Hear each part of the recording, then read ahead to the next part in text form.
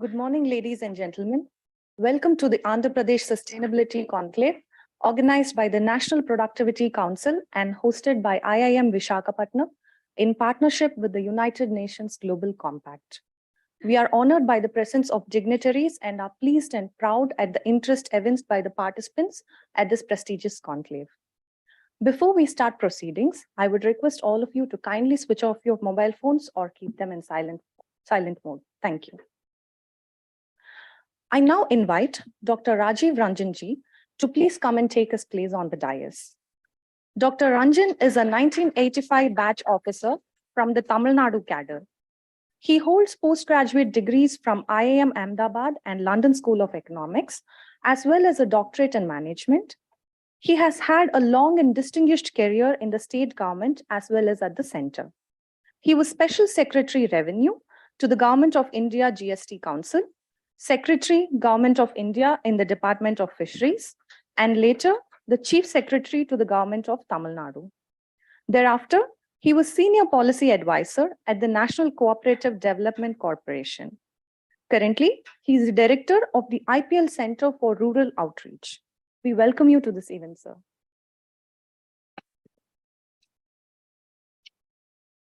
I now invite our chief guest, Shri Sundeep K Nayak Ji, to the dais. Shri Nayak is a 1988 J&K cadre IAS officer. He is currently the Director General of the National Productivity Council, Department for Promotion of Industry and Internal Trade. Shri Nayak Ji has several master's degrees from IIT Kharagpur, London School of Economics, as well as the Monterey Institute of International Studies, California.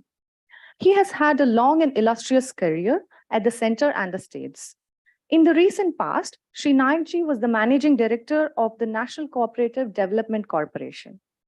We welcome you to the conclave, sir. I now invite our keynote speaker, Shri Ratnesh Jha Ji, to the dais. Shri Ratnesh Ji is a development professional with more than 3 decades of experience working on the design and development of large-scale development projects in India. He's presently working as the Executive Director of the UN Global Compact Network India. Before this, he was a Senior Fellow at the National Institute of Public Finance and Policy and was associated with the Small Industries Development Bank of India. Ratnesh Ji is also the recipient of the prestigious British Chevening as well as the University Grants Commission Fellowship. It is wonderful to have you here, sir. Welcome to the event. I now have the pleasure in inviting Dr. C.V. Chalapati Rao Garu to the dais. Dr. Rao has over 4 decades of impactful research and academic experience. He is a Professor Emeritus at the Andhra University College of Engineering, Visakhapatnam. Dr. Rao was earlier the Chief Scientist at the National Environmental Engineering Research Institute, Nagpur. He has been a National Education Policy Advisor and has led several international and national projects. Dr. Rao is also a social entrepreneur and activist. He is associated with an organization for mentally challenged children as a psychotherapist and a counselor. That's selfless service for a great cause. We are delighted to have you here with us today, sir. Welcome to the event. I would now request our host, Professor Chandrasekhar, Director of IIM Visakhapatnam, to kindly take his place on the dais.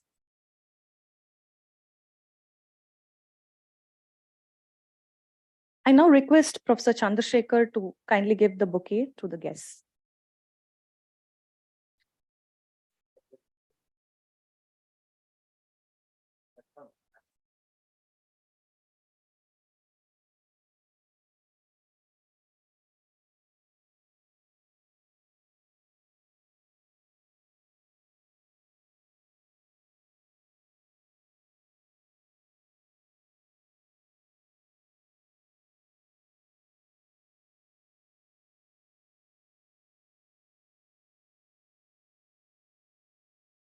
The pleasure of presenting this thing.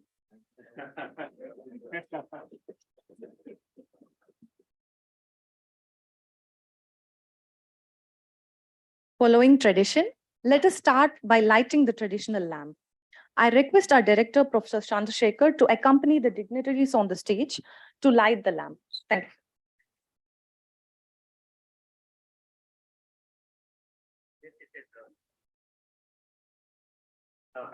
Yeah.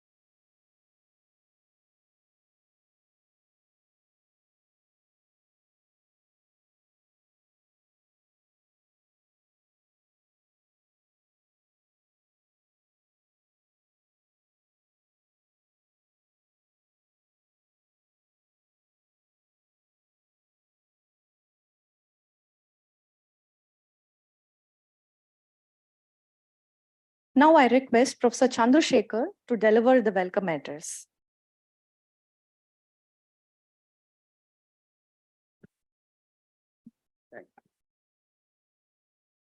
Thank you, Professor Karthika.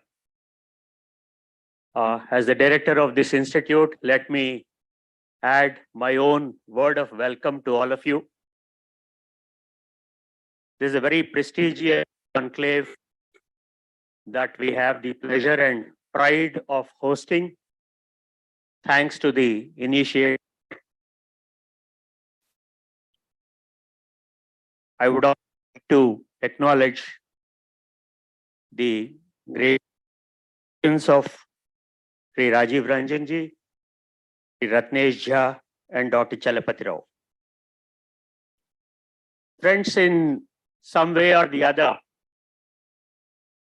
this institute is also trying to deepen its engagement with initiatives which generate environmental, social, and economic value order. The idea is that in whatever we do, whether it is education, whether it is training, whether it is research, we mainstream these values and ethos into all our activities and initiatives. Two examples I would say for in support of whatever I would whatever I am trying to say is, for example, I don't read. Is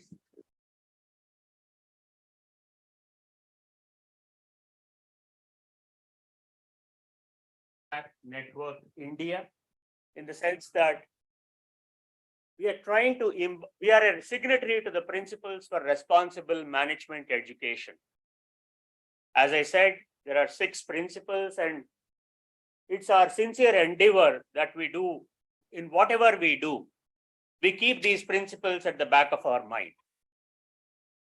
We are also, for example, thanks to my colleague, Sri Rajagaru, who is sitting here, who is the head of our project, we are a Griha 5-star rated campus.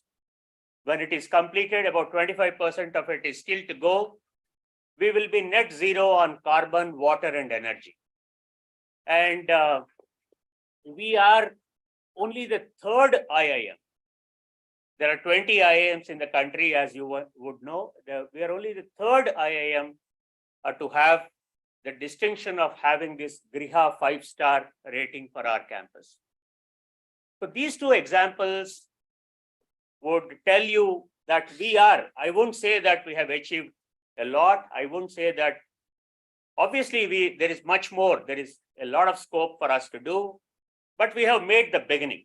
That is the conviction that we have, that we are on the right path, and thanks to the guidance and of good wishes of eminent personalities who are here on the dais, I'm sure we will succeed as we go along. Let me make just a couple of more observations or comments, friends, before I hand over the floor back to my colleague Kartika. You know, the word, for example, the theme of this conference, Conclave, is green growth. It was in 1994, a British author by name John Elkington, who first coined this term called green growth. He also coined terms like environmental excellence, green consumer, and of course, as all of you know, the triple bottom line. Prosperity means not just profits, but also our commitment to people and planet. So that is prosperity in the true sense. That's what he said. And there is a professor who is well known in Harvard Business School, well known for her work on sustainability. Her name is Rebecca Henderson. She said that doing well and doing good. Doing well means making profits. Doing good means creating social and environmental solutions. These are not mutually exclusive. They are quite closely intertwined. And she builds saying that, you know, the prosperity means that we pay adequate attention to the social and environmental balance as well. Oxford University talks about a concept called purpose governance. Purpose governance means what it speaks of the raison d'etre. Raison d'etre in French means the reason for existence. Why am I existing as an organization? And to the extent I am able to combine the purpose for which I exist with the ESG goals, which is the focus of today's discussion, then I would have at least justified my existence. And it also speaks, the purpose governance concept of Oxford University also talks about what is called as balanced capitalism or stakeholder capitalism. I would like to conclude by saying Ratnesh Jha Sahab is here. He would speak more about the UNGC principles.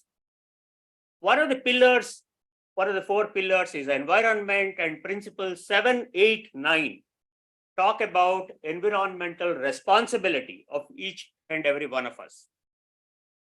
Lastly, our own Honorable PM, last year when he was speaking at a TERI World Sustainable Development Summit, he said that we should all be committed to nature positive transactions, which means that we avoid any threats to human, animal, or plant health, and we conserve our natural assets, we sustain them, we nurture them, we enhance their value to the best extent we can.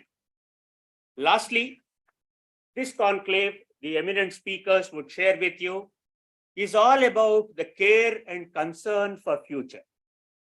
Because environment and economy have to go hand in hand. And, you know, the population, you would have read a few days, or in fact, I think a couple of days back, population-wise, we have crossed China with about 142.86 crore numbers of population.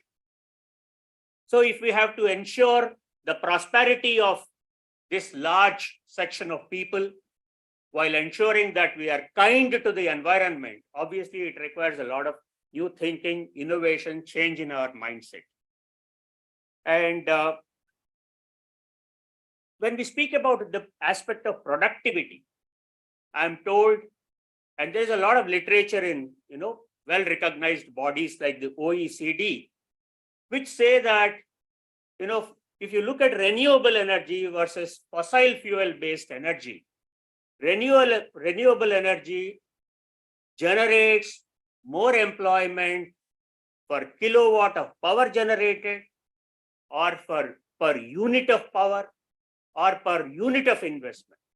So which means it's a very productive investment in assets, whether it is natural or human, that we are making. I would like to stop here. I would like to once again thank all of you. And this is going to be an exciting half-a-day conclave. The best of the minds as far as sustainability and green growth are concerned. They are here. And let's look forward to great learning from this event. Thank you very much.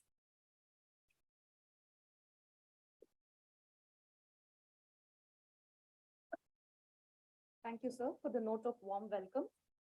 I now invite Dr. Chalapati Rao Garu to deliver the special address.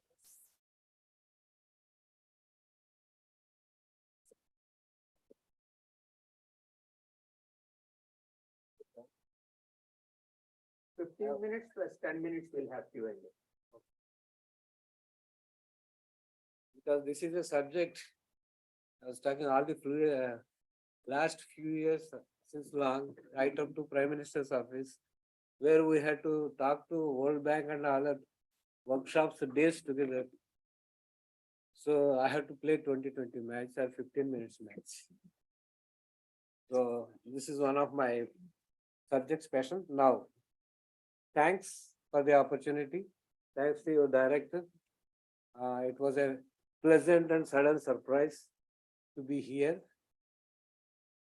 because I am connected with Visakhapatnam almost for the last 63 years. My BE, ME, but in different capacities, later as a industrial consultant, environmental consultant, Supreme Court expert committee member for all the accidents, risks, everything, and a media scientist. Now finally, I have to manage myself. I am in IIM. It's a pleasure to be in IIM, and that too, it's such a elite gathering. So since it is 15 minutes and the time is in front of me, that's a good way of management. With politely saying that, sir, over. So let me talk on 2-3 points mainly, and I leave the rest of the time for questions. In fact, I want it to be more interactive. My 2-3 points which I want to address is, first is what is sustainability? Sustainability has, just now the director IIM has given several definitions from several corners by several experts. It's the most used or misused or abused term, sustainable. Question is, when we did our first study on the sustainability in 1988, first time in independent India, Yashwant Sinha used in the budget, union budget, first time in Indian India, sustainable development. That was the first time it was in a budget speech. Then we were interacting, sorry, I have a slightly back note, but that also helps me in quickly finishing it.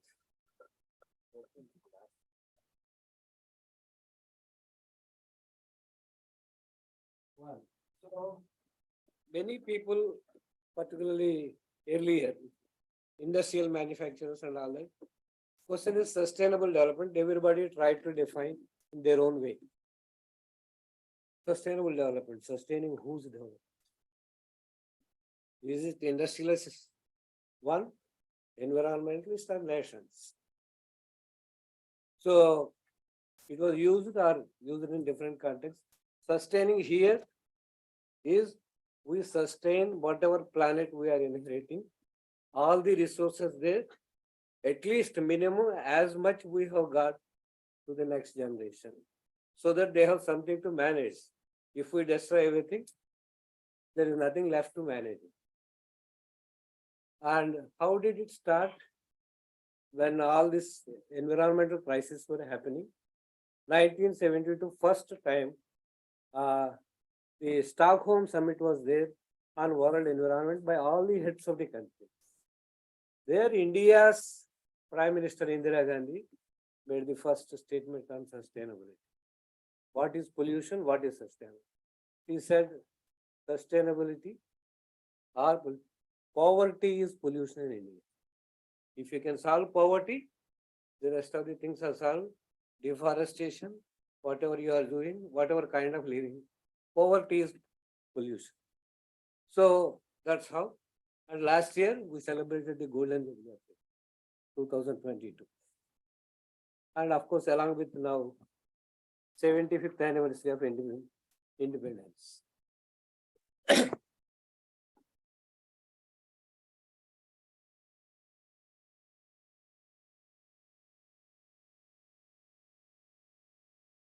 Then how this story started for a couple of minutes.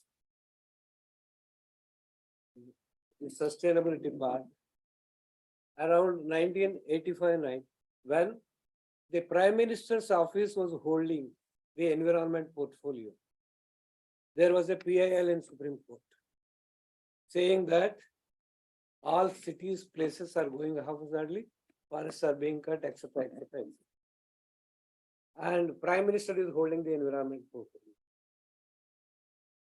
So she was called, she means the PMO office attendant. So they went to the Supreme Court, asked, you are the commander-in-chief of the country and environment minister. How you are ensuring the sustainability? Why this PIL when the Prime Minister herself is holding it? She said, where to stop the growth? What is sustainability? There is no numerical number. 4 factories, 1 steel plant, 5 IIMs, 6 CNS. Where I say, yeah, like my temperature 98.4. Beyond this, it is a haphazard. There is no number for sustainability. That was the answer. So, fine, it is okay. No scientific evidence anywhere in the world which gives me a number. Visakhapatnam for sustainability can house this much. So immediately, Supreme Court gave her, by Friday we want to know what is your action. Otherwise it will be contempt of court. The whole PMO team landed in our institute, which is Niri, where I was the chief scientist, saying that money is no concern. By Friday, we want a proposal. Otherwise, it's contempt of court for Prime Minister. And if she suffers, you have to suffer. So we made a proposal using few words which can measure sustainability in terms of numbers. Carrying capacity based developmental planning. That was the first word that was coined in that area, 1991, May 19th. We never thought of numbers that time, but now it's Prime Minister. First proposal was made. So what is sustainability? Carrying capacity in simplest word for the sake of time. How much development a given region can carry without adversely affecting the environment, the resources available on this. How much you can carry. So it has its many variables in a environmental context, like which resources? Is it natural resources, air, water, land, biology, transformative resources like industry, agriculture, distributive resources, and which you will decide? Environmental pollution side, how do you decide? There was no way of measuring, giving a number to sustainability. Can I say 2.4 is the sustainability limit of Visakhapatnam? It cannot be, because environment is so dynamic. Morning to night, your air pollution varies. You have seen here.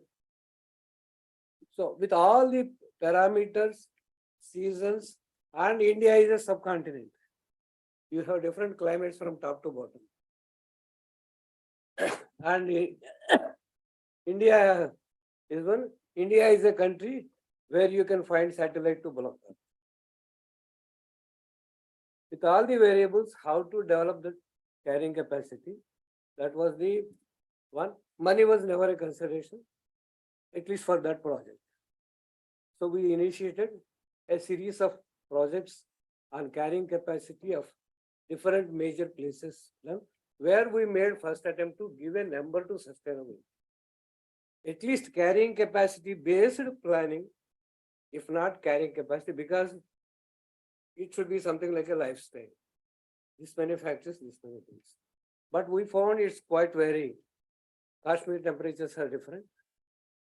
Kerala are different. When you have floods there, you have cyclones here, and all these kinds of natural being a subcontinent are there. So the government was advised, again by Supreme Court, do typical studies for different one. Your sustainability number doesn't address every part of it. So first we did for National Capital Region, Delhi. There are no resources because sustainability, one of the things is one. It's all service sector. It gets water from Terry, power from sun, and some other thing from Haryana, like that. Similarly, they do it for Damodar Basin, that is based on watershed, where there the typical challenges have come. Everybody was assuming Damodar Basin is excellent. You have all minerals below, the richest mineral base in the country, and all dense forests are there. With the special one. And these people, forest people count on this forest. These people count on the minerals.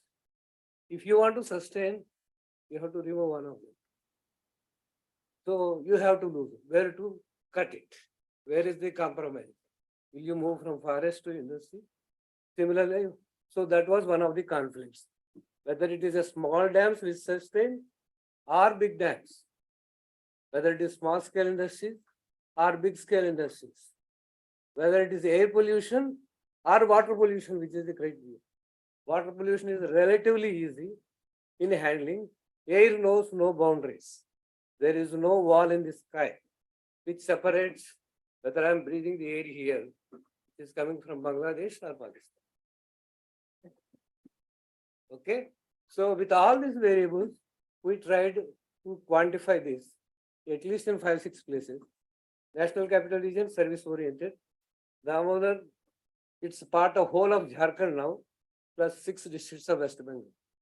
Then Hazira, then even Visakhapatnam, we have submitted a proposal that time. There was a HPCL accident here. So what was the solution? And still we are submitting that proposal for Visakhapatnam. Maybe this time has come now to take it up. And Greater Kochi region. So this is one way we try to define the sustainability. And there are other ways we try to, means you know the resources. One, your return of investment, only the fruits you should enjoy here, so that the basic resources are maintained without affecting the environmental quality. These were the first effort. Then we did another project, how to account natural resources. So there was a project on NRA, natural resources accounting, different kind, air, water, land, God-given resources which you can't replace. So the renewable resources, transformational resources, distributive resources, infrastructure resources, everything we try to quantify, plus social. Ecological modernization. In this process, Jamshedpur steel plant got wise. They came saying that we have a third phase modernization, fourth phase modernization. Then it has a downstream, all units, Adichipur Industrial Estate, 537 industries. So what is the total impact? Cumulative impact. Plus, adding to that, the last few years, you know Delhi air pollution is study. So specific pockets, in spite of all this, we are only doing phase transfer. Burn the solid waste, it gets into air, wash it, it becomes water, then you send it to the, it's only recycled. You are not solving the problem. Now the latest straw on this was Corona. Maximum effect was felt, one, in Delhi, because it is related to the respiratory system. So when the lungs are blocked with air pollution, Corona had a very easy job. They were more vulnerable. So with all this, these are all the different efforts, I won't go into one for want of time. Otherwise, these were with World Bank, these are 5 days workshop, 10 days workshops. The other part is, well, before I close, the Andhra Pradesh state was divided. Then the new capital came into question in the case of Andhra Pradesh. They said Amaravati is going to be developed. So they consulted us.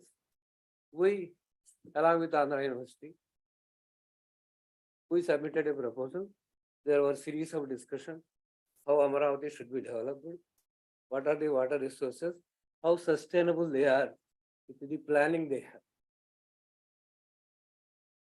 And finally, for political and other reasons, it didn't happen. Again, still it is in pipeline. That's one thing which we are trying to pursue. And this air pollution and all that, carrying capacity was added to the source apportionment studies, which are being done all over the country, which are the exact sources that are going to be contributing. For example, in this room, where from your air is coming, which you are breathing. So you are trying to one, otherwise it is general. We are all always assuming there is a wall in the sky, which is never the case. All the industries in Visakhapatnam are located outside the bowl area. These are there. So you are not independent of it.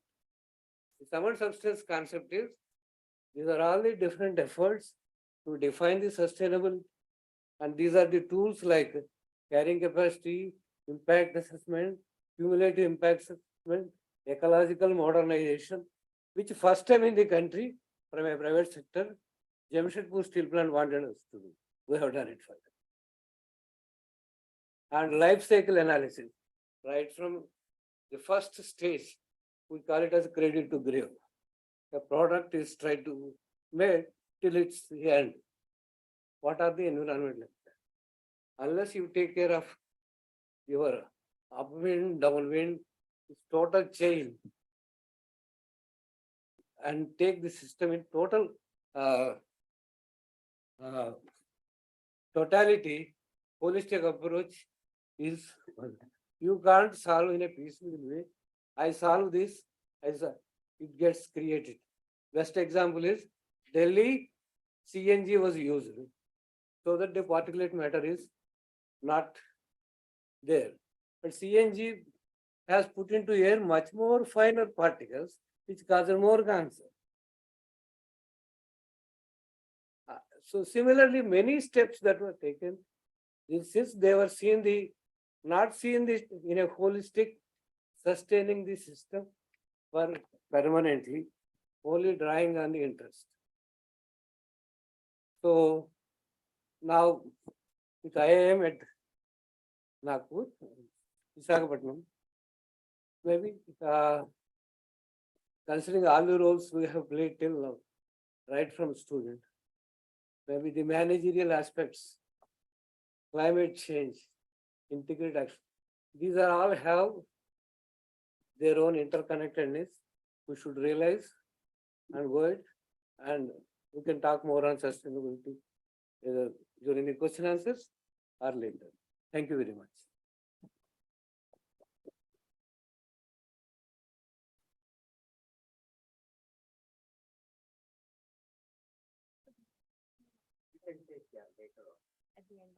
Fine, as you wish.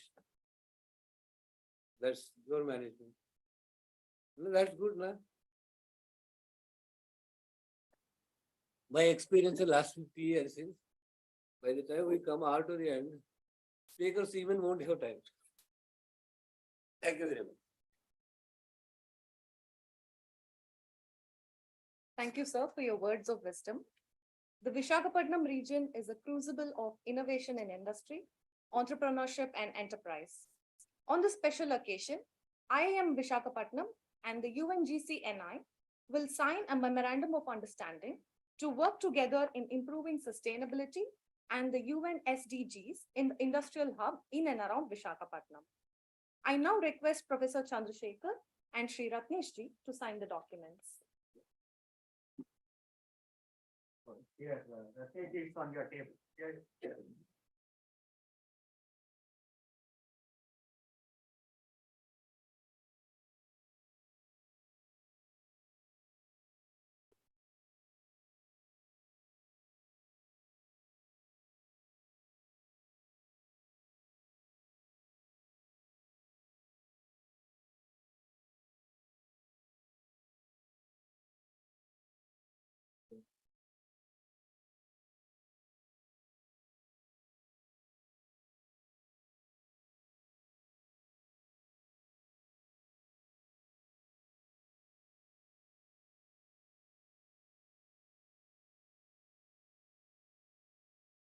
So, yeah, definitely.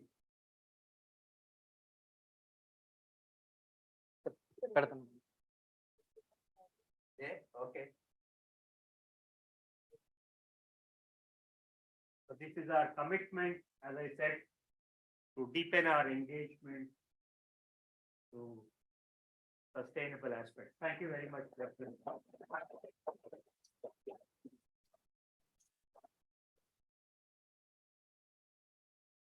Thank you. Let's shake hands.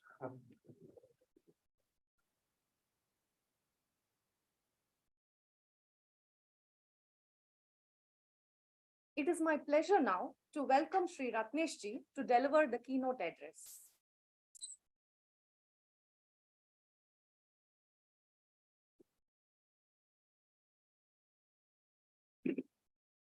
Thank you so much, Kartika.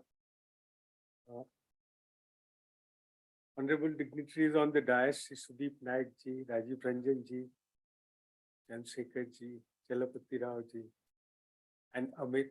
It's very special thanks to you.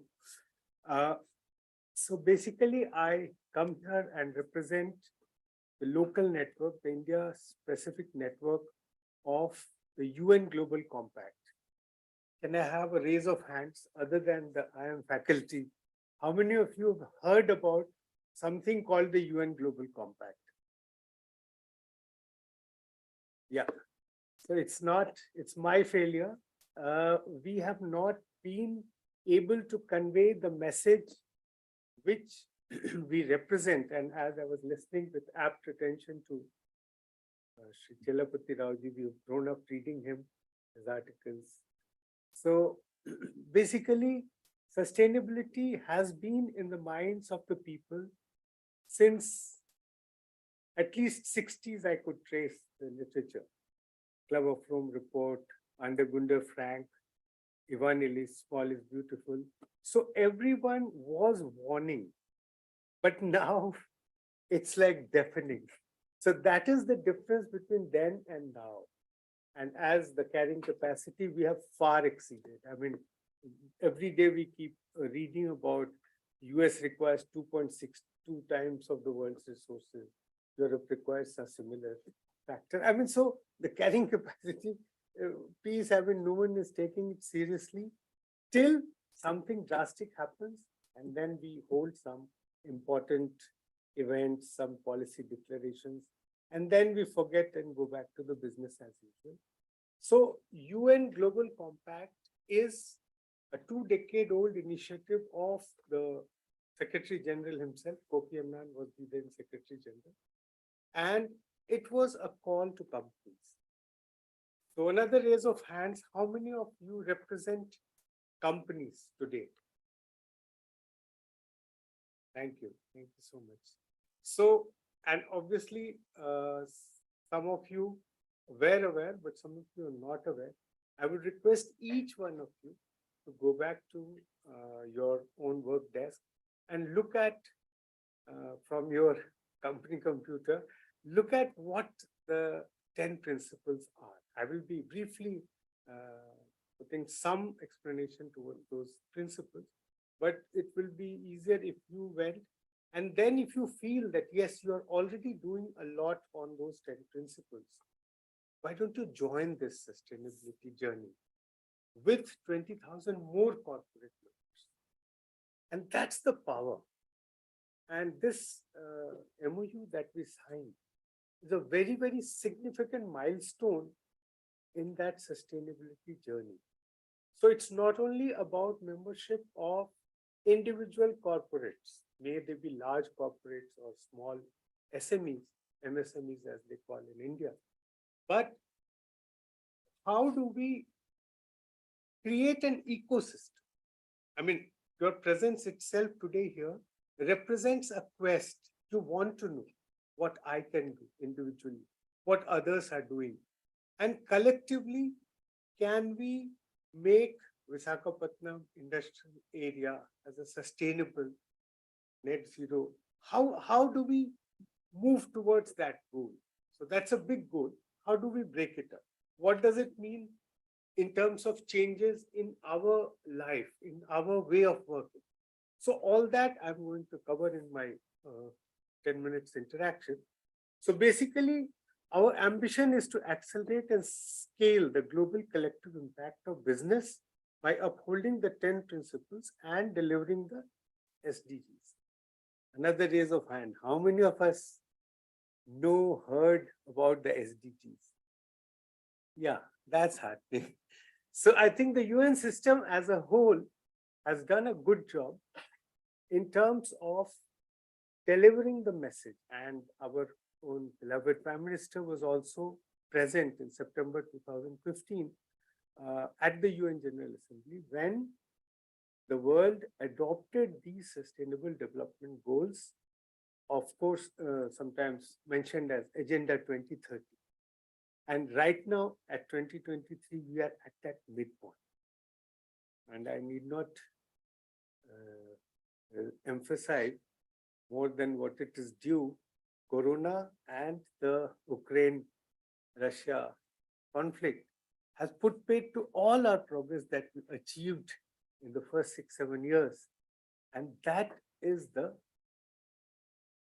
tragedy, and that is the cusp at which we are standing. And our role becomes more and more critical, more and more important, given that instead of moving forward, we have tended to go back in terms of the commitment to the funding requirements, the technological advancement, adoption rate, everything is slowing down.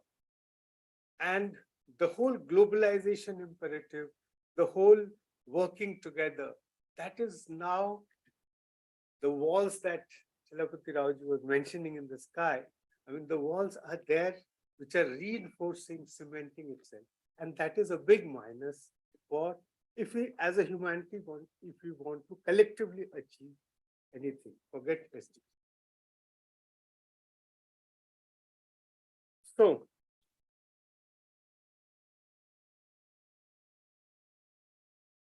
So what we want in India, I mean, globally we are 20,000 plus. In India, we are 550. And obviously none of them are present here. So we would exhort all of you to look at it, look at the value proposition and consider joining it.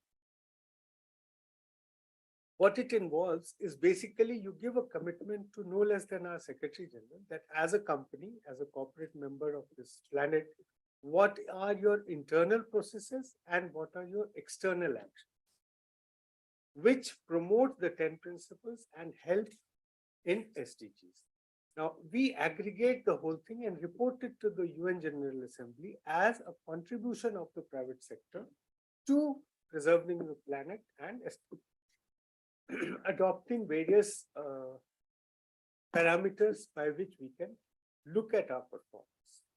So now, as I was mentioning in my initial remarks, that the warnings the environment, the nature was giving us has become deafening now. And each week we hear of some extreme weather event in some part of the world. And that is a serious threat to, I mean, there are expert opinions, expert reports, but there's a very important couplet. सब कहते कागज की लेखी मैं कहता हूँ आँखें देखी. So we don't need expert reports. We can see it with our own eyes, the kind of havoc that has been created by the greed and the exploitation of resources and social inequalities. Incidentally, the ESG, which forms the basis of a lot of reporting formats today, also was a product of UN Global Compact's internal discussions in 2004. So, sustainability, as we see it at the Global Compact, is the core of resilience. So, and it's not something alien or something which has to be learned. We all have it instinctively within us, and yet we choose to ignore it and give primacy to some other short-term goal. One of them is profit. Some other goals may be there, but actually the way we operate, and as Chalapati Raoji also very simply said, that we have borrowed it from our future generation. So we just take care that we are not extracting too much without giving it back.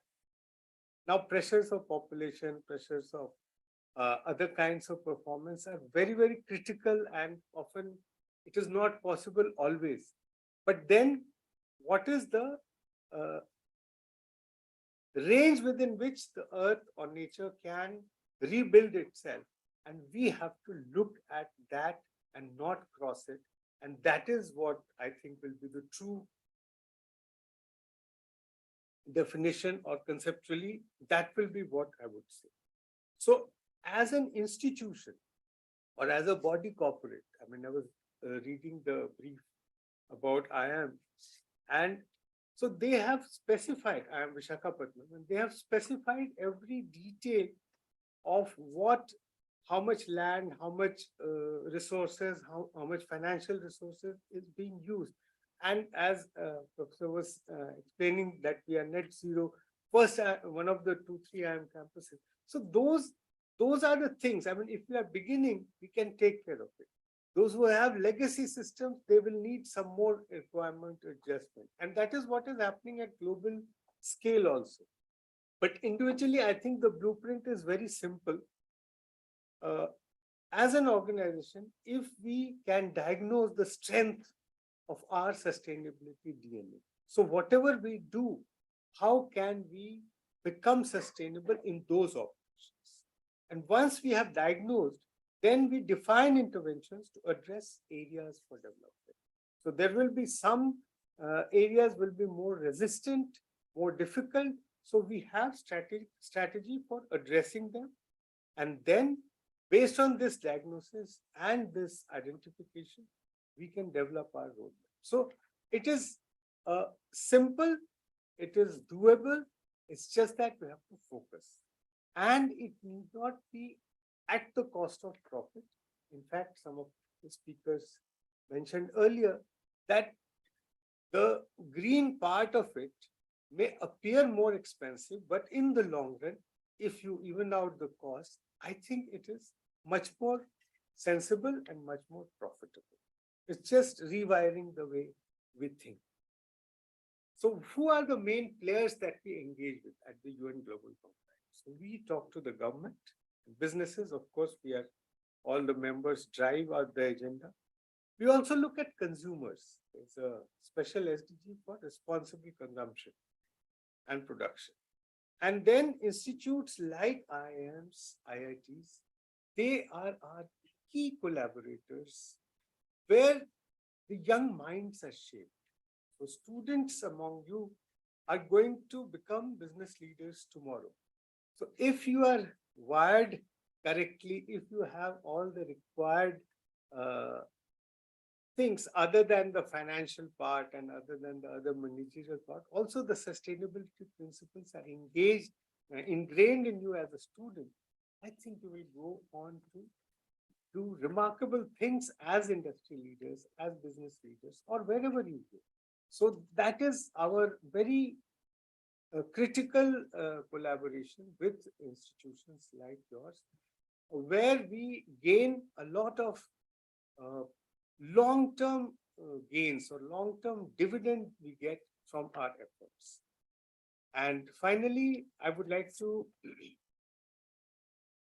say again, there are, at Business Compact, Global Compact, we have identified 10 steps that individual industries can take, which derives from the model I described just now.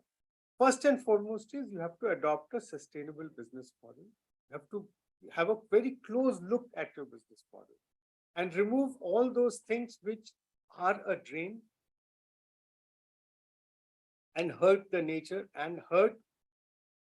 And second is you have to establish ambitious targets. So based on the business model redefinition, you have to establish targets. And then your strategy must be nature positive. Chandrasekhar ji also alluded to it. And ESG impact should inform investment decisions. There's a crucial link between investment and the impact that these investments are going to have. What kind of machinery you buy, what kind of production processes, where do you source your raw material from? Then you also have to build and engage a representative workshop. So here we are talking about equity, we are talking about gender balance. We have to upskill and reskill the workforce for green transition. So the transition is not enough, it has to be just also. And that is why we can't make the skills that workers have redundant just because we are shifting to a new regime. The workers need to be given an opportunity to reskill themselves and remain relevant. So what happens at the shop floor level also should translate at the leadership level, where the incentives to sustainability should be based on values and outcomes, not merely statements. Finally, R&D also needs to be geared towards sustainability, and all of us need to be advocates for sustainability. So it's not only critical and important that we transform ourselves, we also encourage others to transform. So that is what Visakhapatnam is trying to do, and we are very, very grateful for them that they thought of us as our partners. And together, I promise you, we'll forge out a series of activities in which you will get an opportunity to engage proactively so that we can together take this region into that sustainability curve much higher than where it is now. Thank you.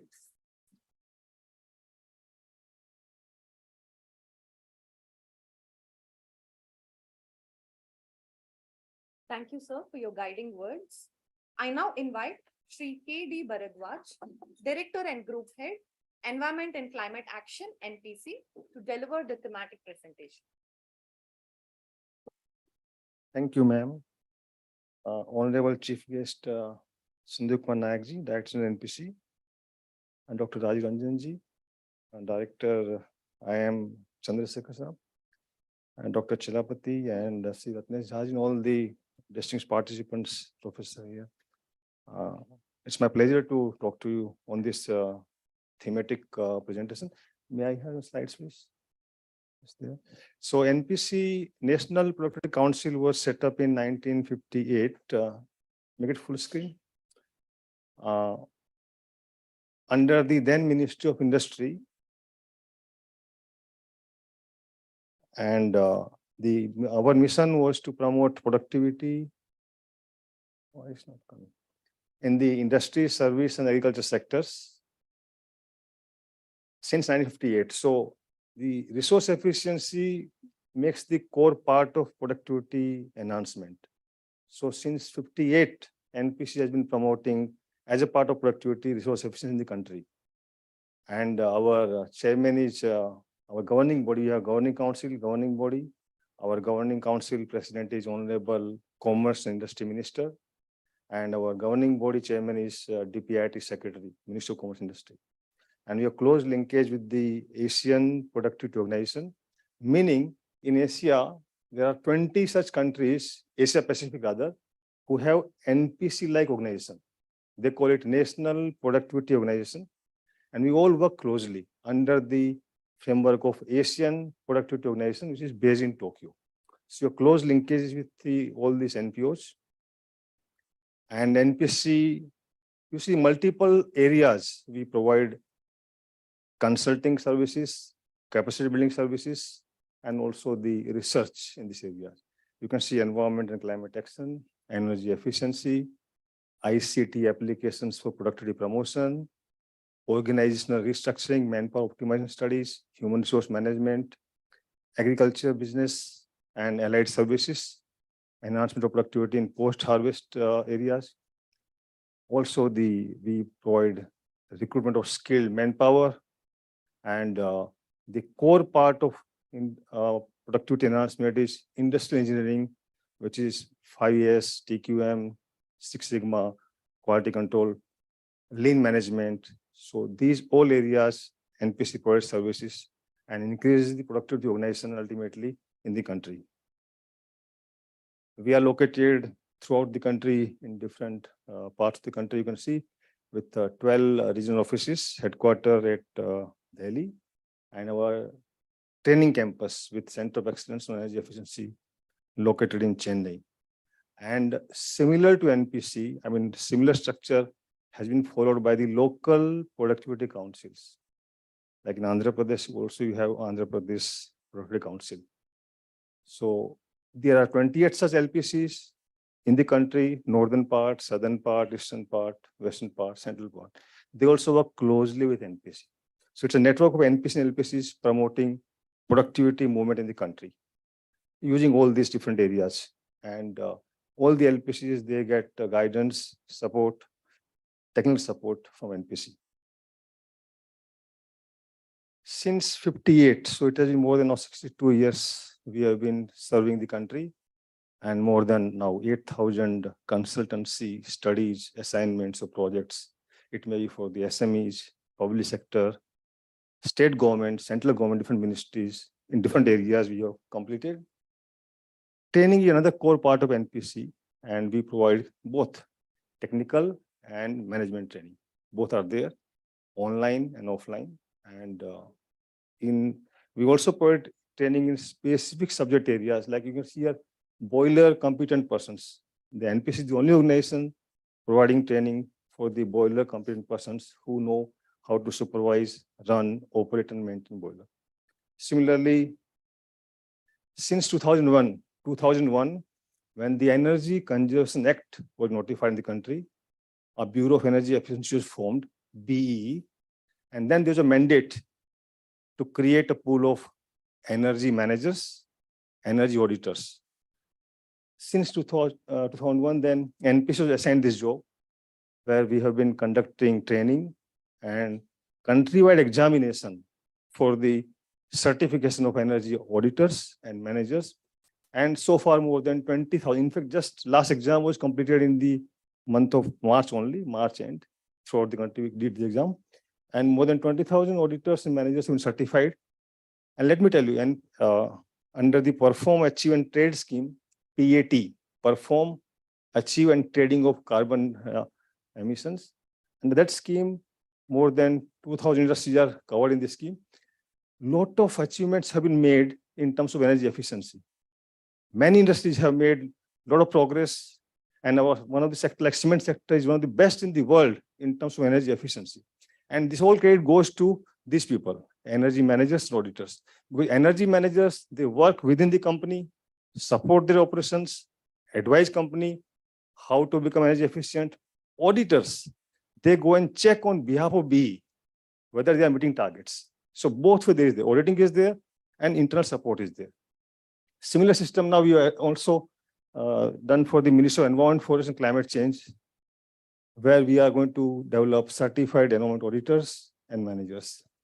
Similarly, lean application. Lean is basically value stream mapping. Each industry, every process, value stream mapping is done. And what are the resources required? Man, method, machine, material. How do we make it efficient from all these four perspectives? And that's how we apply lean. So lean is a direct financial benefit to the industry. So when I say improvement productivity, it also gives you profit. All these industries I told you covered in the PAT scheme, where we help directly. Waste minimization circles. First time in the country, you must have heard the concept called quality circles. Have you heard?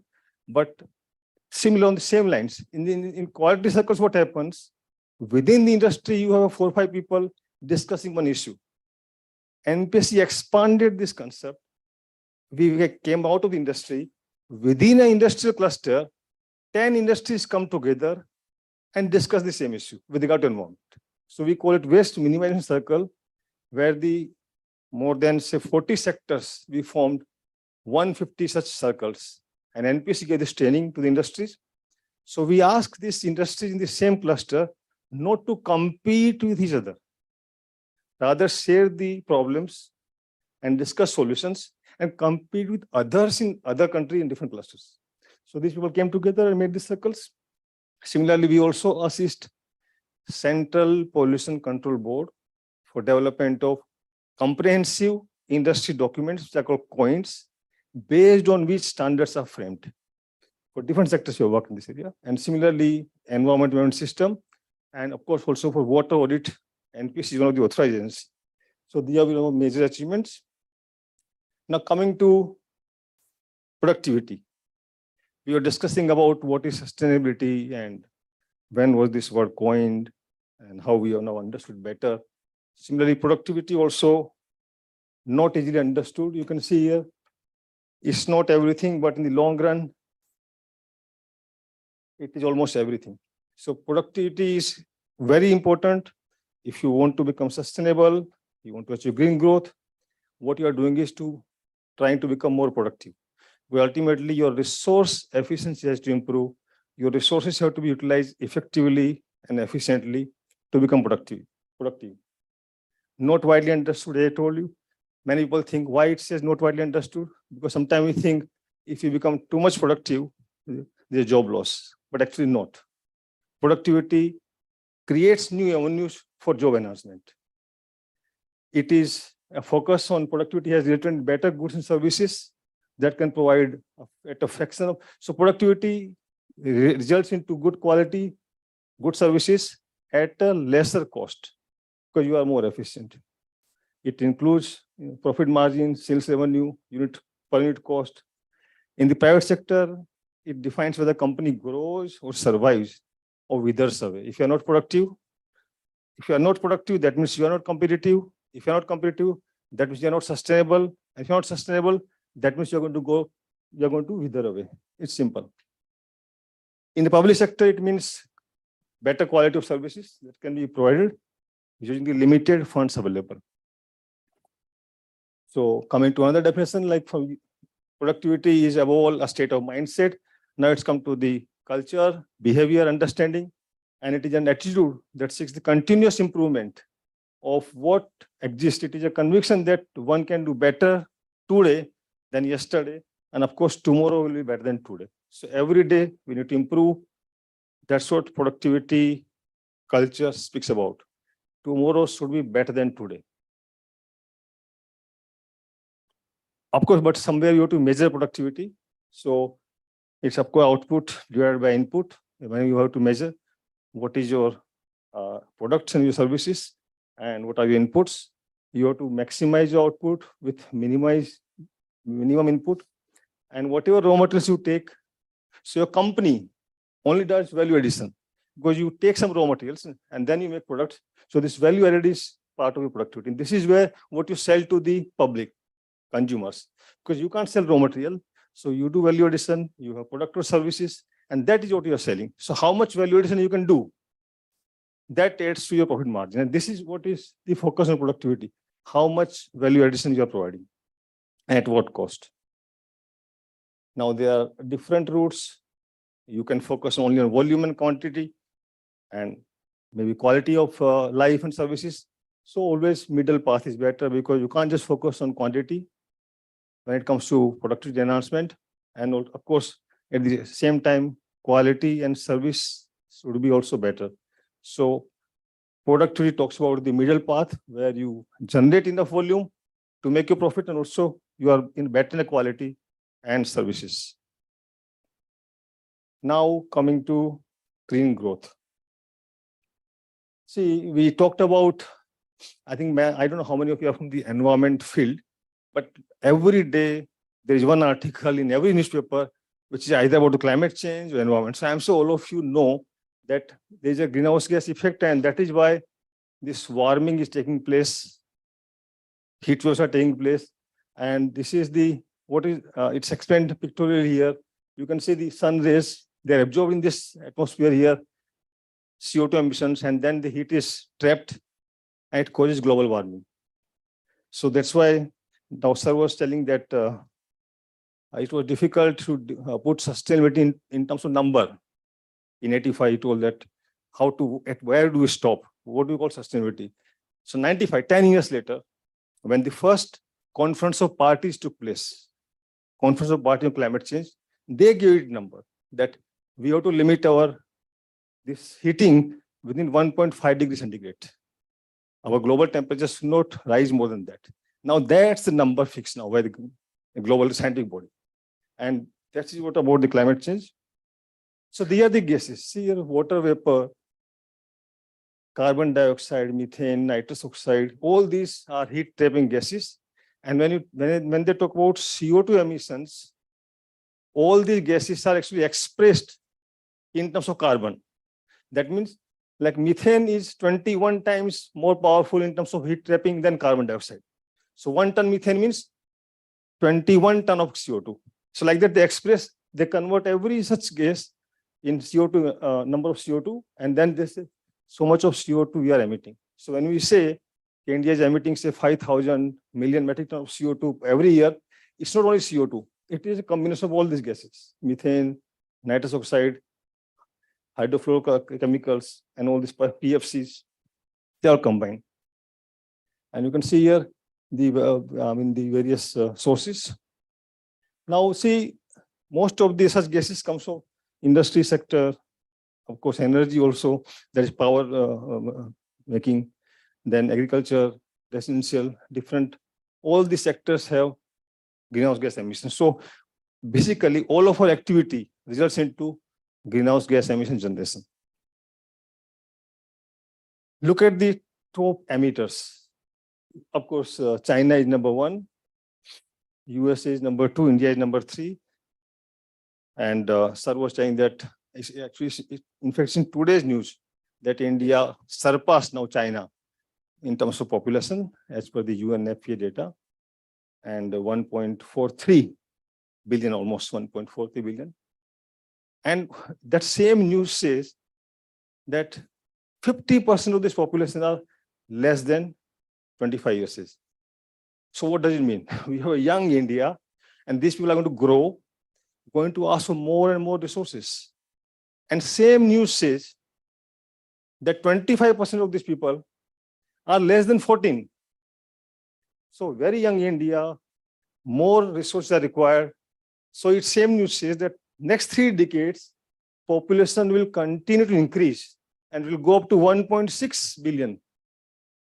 And then maybe decline will start.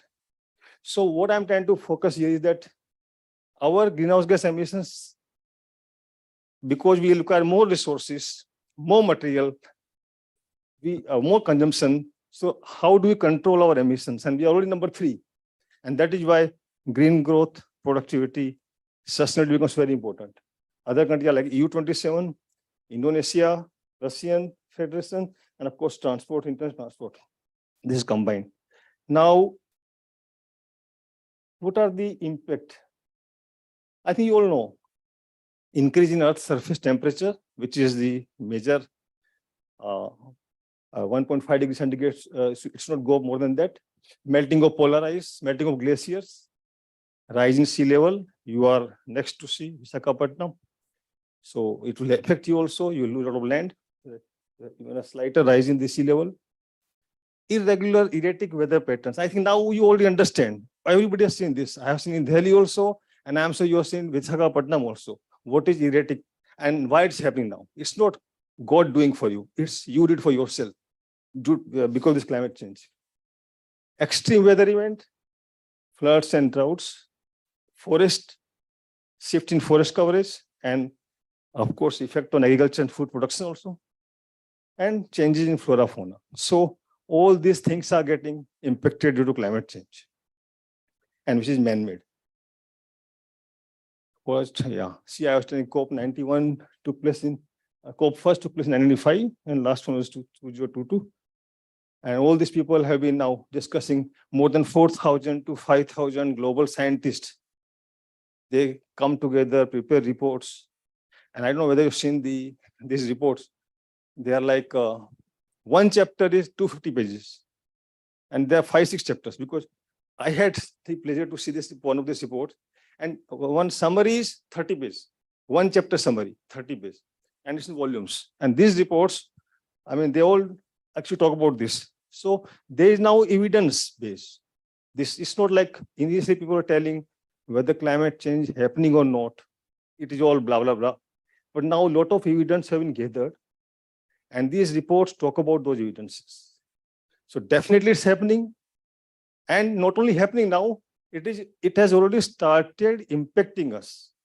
So we have to believe it, that green growth, sustainable development, they are required. Look at the G20 countries, how they are performing. All these countries have fixed targets. Somebody wants to become net zero, somebody wants to become carbon neutral. So every country has some target. Look at now Japan.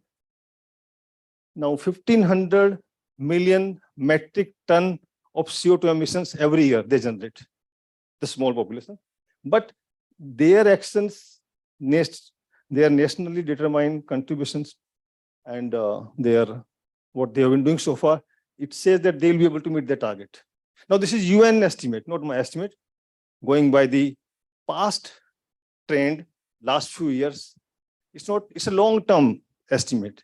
Like they must have taken last 10, 15 years, what Japan has done, how much they have reduced.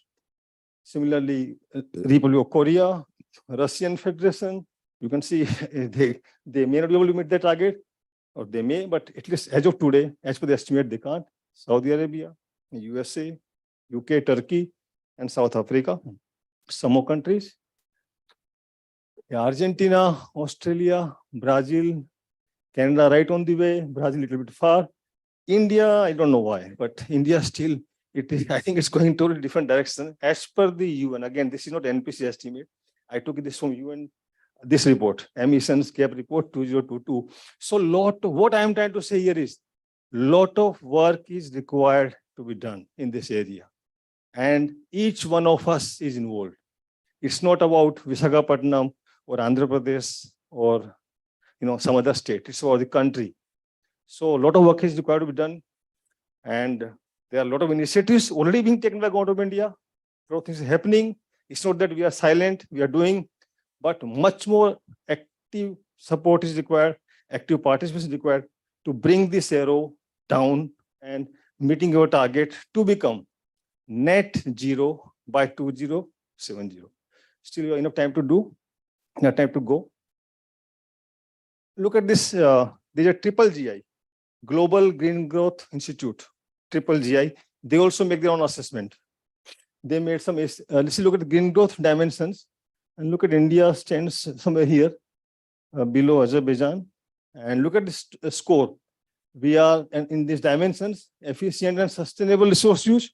We are 41.9%, Japan is 55%, Georgia is doing much better, 61. Natural capital protection, we are improving 55. So these all scores are worked out by this triple GI. And this indicates the areas in which you have to be more active, because everywhere we are almost middle. We are hardly doing well in an area. Maybe here, social inclusion, 51%, little better than others. So overall level is moderate, 14th we are in the Asia. So overall level is moderate. So again, that means a lot of action is required on the ground to achieve green growth. Now, climate concern, I have seen where do we stand and why we have to focus on green growth. Of course, we have in climate and globally also now. See, after at COP21 in Paris, all the countries agreed to limit global warming to less than 2 degrees centigrade, now changed to 1.5 degrees centigrade. Current global emissions are so much, 50 to 50 gigaton. And by 2030, these need to come down to say 40. And if you have to go for 1.5 degree target, then 25 to 30, almost half. And that's why our Prime Minister also made a commitment in COP26, reducing greenhouse gas emissions by 1 billion ton. And even after including all the net zero pledges, see, even if all these countries become net zero or carbon neutral, still the world is still on a 2.4 degrees centigrade global warming trajectory. See, even if we meet our target, which may not be possible for all the countries, but even if we are meeting, still we are on a global warming trajectory. That means more and more heat is coming, heat waves are coming, and climate change will be there. So we have to adapt the effects of climate change. You have to start learning how to adapt to it. Window of opportunity is closing fast, as trajectory is indicating climate temperature rise likely to reach by 1.8 degrees centigrade, despite all these efforts. See, a hot future awaits us. In fact, we are already facing the heat. It's not hot future, it's in present also. We can see morning 8 o'clock looks like 10 o'clock. When I was coming here, it was like 10 o'clock. It's so hot already. So hot future is not awaiting us. It's already here. It has arrived. If you don't take action, the global mean surface temperature is going to increase. So all these things are now proven statistically, mathematically, scientifically. So we don't have to doubt anything now. And you can see, you're also already seeing the impact of it. See, India has suffered loss of so much GDP. You can see here, this is all data. This is all not that I'm talking about qualitative aspects, pure data, because of the potential 167 billion potential labor hours. Due to heat, people don't work. There is loss of productivity. People fall sick. So much of extreme heat. With the country experiencing 314 days of extreme weather in 2022, 365 days in 310 days of heat, extreme heat. And climate change making heat waves in India 30 times more likely. Green growth assumes greater significance. And same thing happening, depleting natural resources, limited supply of water, limited minerals and fossil fuels. So what we need is green growth. Sir talked about SDGs already, all of you know. We need to also meet them by 2030. Mission Life, how many of you are really read that 72 requirements of Mission Life? Can raise your hand. It's on NITI Aayog website. You read all 72? Not all. Please, you go to NITI Aayog website. It's more about your behavior. It's on you actually. We are telling companies, corporates, SMEs, organizations to change. What you can bring change in you. So this Mission Life.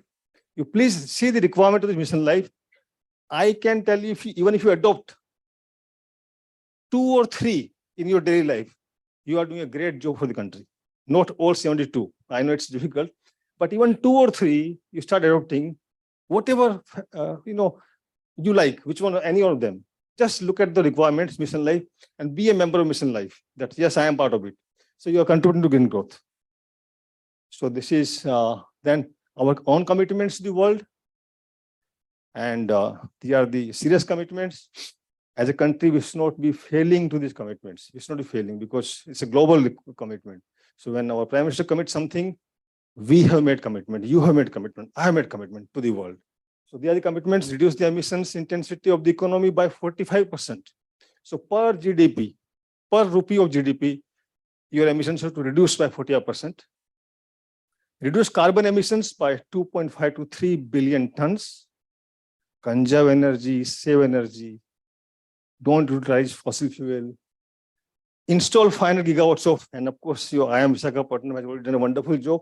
When you enter the campus, you see the solar power.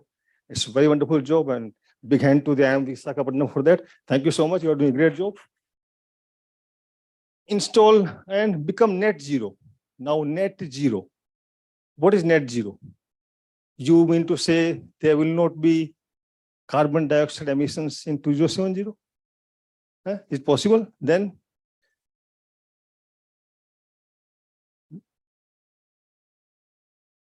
not. Just tell me what is net zero, okay, please. Without having any additional growth, sir. Additional? Growth rate of the emissions. Okay, please give to him. No additional growth rate. When you say net zero, because it's our commitment. So what is net zero?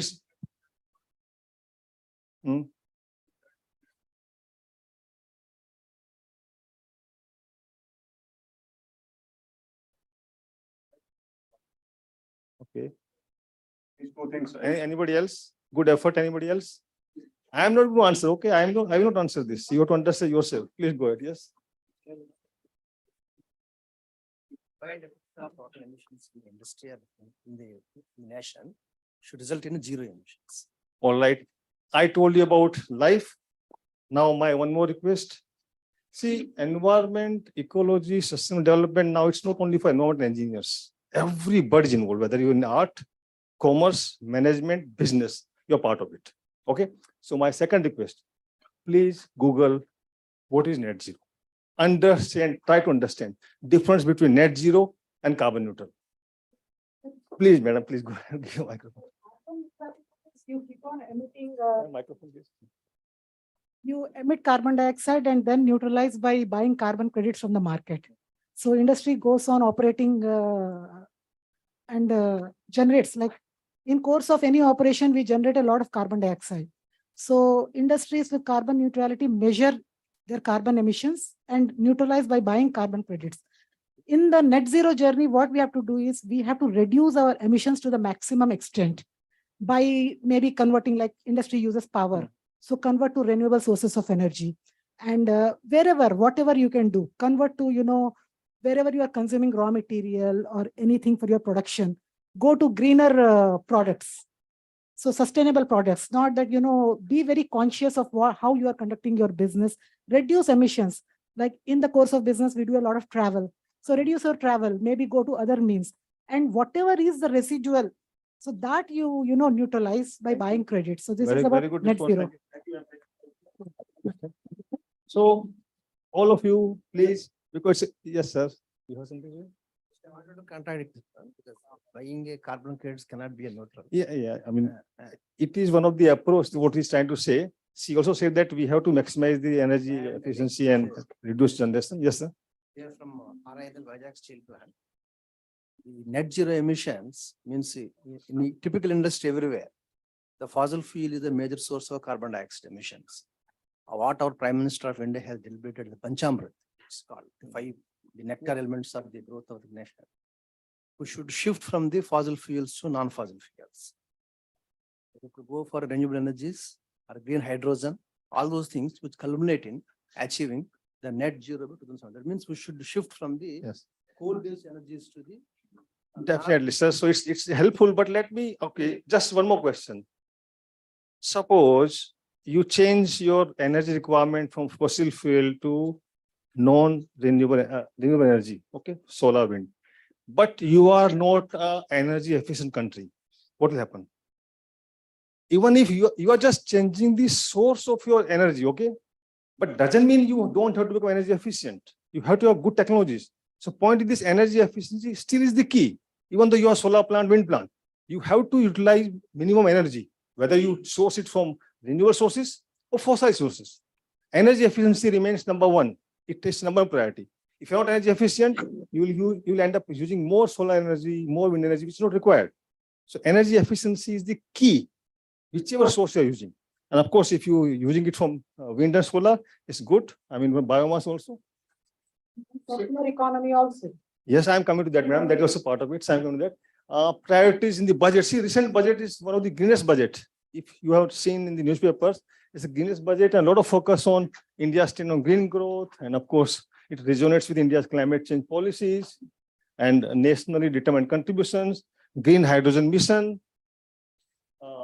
which will mobilize a green hydrogen production capacity to 5 metric million tons.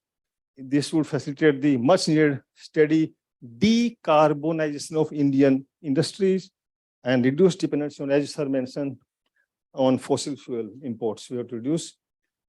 These are the priorities. Green growth and youth power in our budget. Why youth power? I told you, our half of the population is less than 25. So you have great youth power in the country. This youth has to be now involved in our sustainable development journey, green growth journey. And of course, green growth is part of it. So these are the priorities in the budget. Recent initiatives, green hydrogen mission, as you have seen, lifestyle for environment. You already promised me that you are going to look at NITI Aayog website and adopt 1 or 2 lifestyle requirements in your life.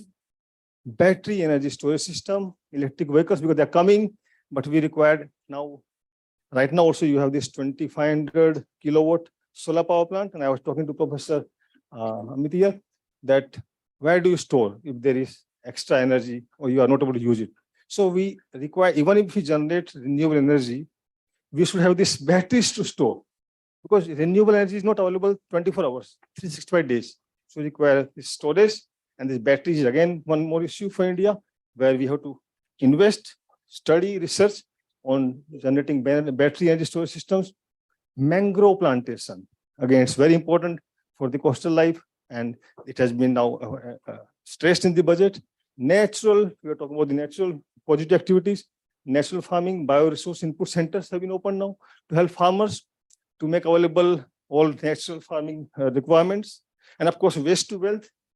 You must have seen when you come to this campus on the road, left side, I think right side is a waste to wealth complexes there, generating energy from the waste, I think Jindal. So we need to utilize all waste, biomass or plantation waste or any kind of organic waste to generate energy. And it can be also, we can also take Green Credit program for that. Now, these are the concerns I find in almost all states, they are same. Of course, you have increasing temperature, warmer summers and winter, and frequent and erratic rainfall, depleting water resources. Of course, waste management remains an issue, vector-borne disease. It's all happening in the state, and you're feeling it. So why do we require coming to this productivity and green growth? So I explained the background, global, national, state level. Why do we have to move to green growth? So now coming to this. Okay, some sir was telling that green growth word was coined in 1994. So I went back. Let's look at the growth itself. What is the origin of word growth? Look at this now. Look at this growth, word origin of growth. Many years before, it itself actually meaning about plant, about vegetation, about becoming green. So growth, when this word was coined, it itself an inbuilt green component, which maybe we didn't understand, and now we added green growth. But this word already has this component. So growth means actually green growth. Next two slides, Madam was talking about circular economy. After you read my next two slides, you will understand this concept 100%. And I am sure you will never ask this question, what is circular economy, after reading these next two slides. So I'm not going to speak. I'm going to give you time to read next two slides. Let's go on first. Please read.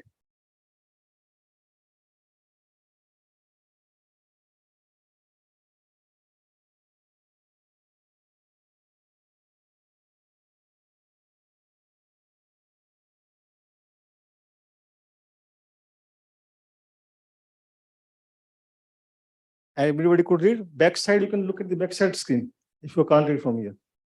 Could you read? I'm going to ask a question later this way. Please read. Okay, next slide. Lord Buddha, now what do you say?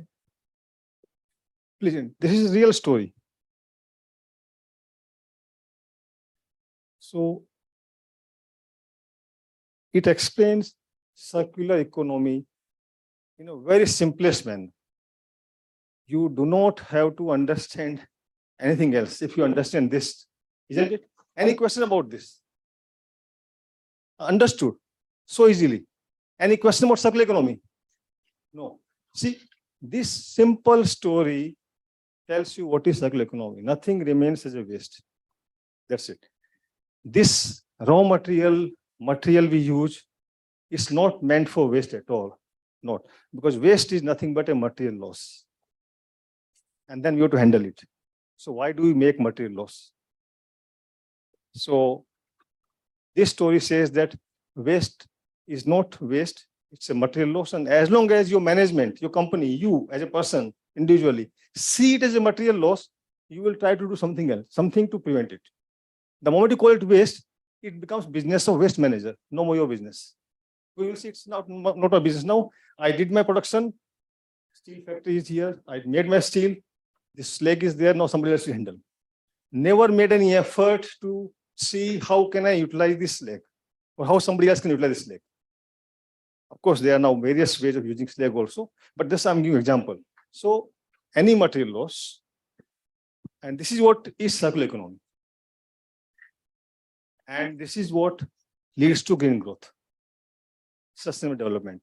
And this is also part of PM's concept that life. This is life. So, and this is a real example it was told.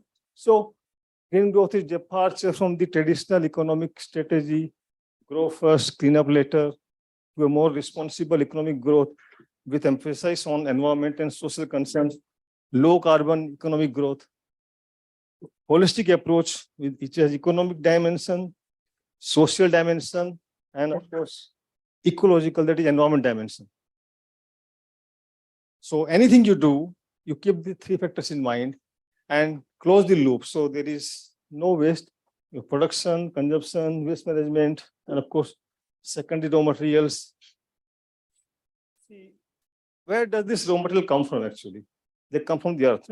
You make steel, sir, iron ore you take, and I don't know whether it's secondary steel or iron ore. So maybe, I don't know the quality, but almost 2 tons of iron ore, maybe 1 ton steel, around that, or 1.6 or 8 ton, 1.6 ton of iron ore. That means 1.6 ton you dig out and you make 1 ton steel. So where does 0.6 goes? It's a waste now. It has to be handled. And look at it. See, nature has put this iron ore under the ground for some reasons. And what is iron ore? Sir? Ferric oxide or ferrous oxide? It's oxide. So what do they do? What we do now? Because we need steel. Because we want to grow. We want a better life. So we need steel. So this ferric oxide, God has put this oxygen built with, tied up with iron, put into ground. Now we remove this oxide and ferric, we break that bond and generate CO2. So we, in the process of iron ore, breaking ferric oxide and generating iron steel, we are releasing CO2, which God has already put under the ground actually, nature, I will say. So then similarly, what bauxite, same, aluminum oxide. Again, we break aluminum oxide and generate aluminum and generate CO2. So we are doing something which nature has done already separate for our benefit. Nature has already bound the oxides, put on the ground. Now we are removing it because we need more steel, more aluminum. So the lifestyle has to change, where we need less resources. As I was saying that now 1 earth, but our requirement is more than 2 earths now, or 3 earths. So yeah, it is I mean, as per our resources required.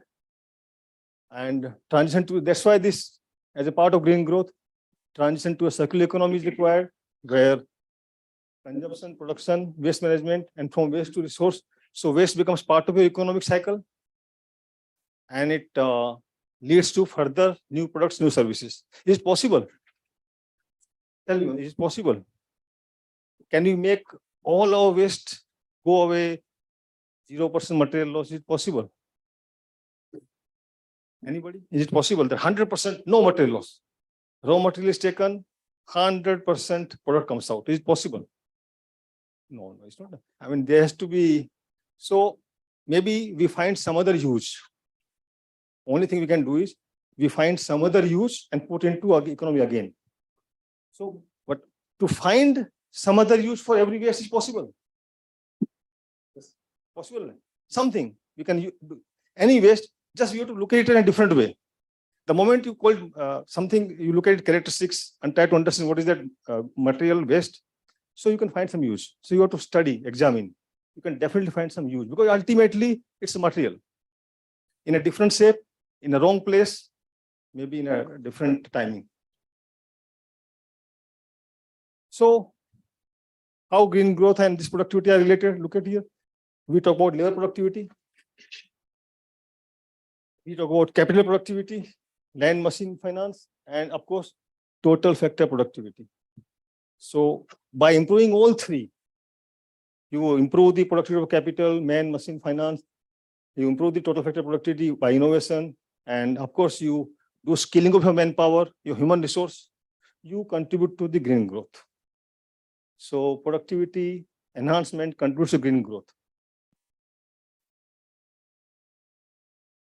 Yes, green growth is possible only through sustainable practices, resource efficiency, and renewable sources. Green growth envisions a future with environmentally sustainable and equitable economic green growth, and of course, resource security.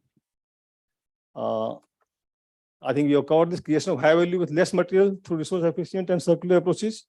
Waste minimization. Actually, NPC was the one in the country in which maybe around 80s, we coined this concept of waste minimization. That time, nobody actually understood what is waste minimization, why they are talking waste minimization. Waste minimization word was coined by NPC in early 90s or late 80s. And we used to do studies. How do we minimize the waste? And industries were not even ready. But why this study is required? But today, this has become very important. Resource efficiency or cleaner production or waste minimization. NPC has done in almost, name any sector, and we have done a study on waste minimization in that sector. Any sector, whether small scale or large industry or corporates, we have been involved throughout the country. Creation of employment opportunities and business models beneficial to the cause of environmental protection restoration. So these are the all priorities required for green growth. Then keeping products, components, and materials at their highest utility and value, eliminating the concept of waste. See, concept of waste you have to eliminate, with materials ultimately re-entering the economy at the end of use as defined with valuable nutrients. So production, consumption, waste management, all they are important aspects for moving towards green growth. Then secondary raw materials, where your waste becomes your secondary raw material, to increase the use of secondary raw materials. And of course, steel sector, we are doing a lot of good job where secondary steel actually. We have most of our steel plants are using secondary steel. Very few large scale plants are using iron ore. So a lot of steel waste goes to the secondary steel plants. Scrap, we call secondary steel. So like this, we are also getting scrap from other countries actually, because we have so many plants here. So we use that. And of course, innovation and investment is the another area which is important for the green growth. Last final, now see who is talking about environment, green growth. Who is talking? Finance ministers. See, G20 meeting held in February in Bangalore. See, I took out one paragraph from their outcome document, one paragraph. And how many times they're talking about climate finance, emission, net zero, deployment of climate technologies, climate investments. This is their outcome documents. They are committed to provide $100 billion every year. They're committed for climate technology startups, and they're committed for investment in this area and carbon neutrality, net zero. I think I am Visakhapatnam, sir, already started I think you're the first in digital management, some course. Yeah. I think there is a need now, higher education also in green governance, I think digital governance and green governance management courses in higher education. We do not have skilled manpower. We have very less, we have some courses on sustainability, climate future, or maybe MSc in environment like that. But now professional green governance and management, such courses needed to be taken by the higher education institutes, because we require all these people to work for all these things. Somebody has to work in this area. Investment is there, climate finance is there, startups are there. Somebody has to assist them. They are from the Prime Minister's speech, 3 pillars of green growth. He is focusing on increasing the production of renewable energy, as sir mentioned, solar manufacturing, rooftop solar, battery storage, reducing the use of fossil fuel, and of course, bio-CNG. You know that now in CNG, they are adding now biogas. So they call it bio-CNG. It is not like entire CNG is bio-CNG, no. They start seeing the petrol, first they started with few percentage of ethanol. Now they have reached the target of 15%, I think, already. So now in CNG also, they are doing same thing. They are adding biogas. So natural biogas from where? From biomass, from organic waste. And they'll start adding, say, first 5%, then go 10%. So when you say bio-CNG, it is not 100% bio-CNG. It is CNG plus few percent of biogas. Of course, there are green credit for industries, natural farming, Gambheeram under biogas, this biomass plant, wetland conservation, green hydrogen. So all these are the focus of green growth.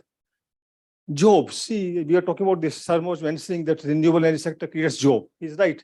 See, job creation in green sectors that produce goods and services. This also focus. Job destruction in the sector with environmental footprints. So some areas where environmental footprint is very high, those kind of industries might have to change. Change in employment is going to take place. And these are the examples of sectors which will create green jobs: green agriculture, natural farming, sustainable construction, sustainable forestry. All these areas, we require people. And that's why we require courses in higher education now who can serve in these jobs now. And we do not have enough courses, I can tell you. See, last few years, more than 3 million jobs were created only in utility scale solar, rooftop solar. And we are not getting very skilled people actually to run, operate, maintain this program, these plants. If you see the country, we don't have much people.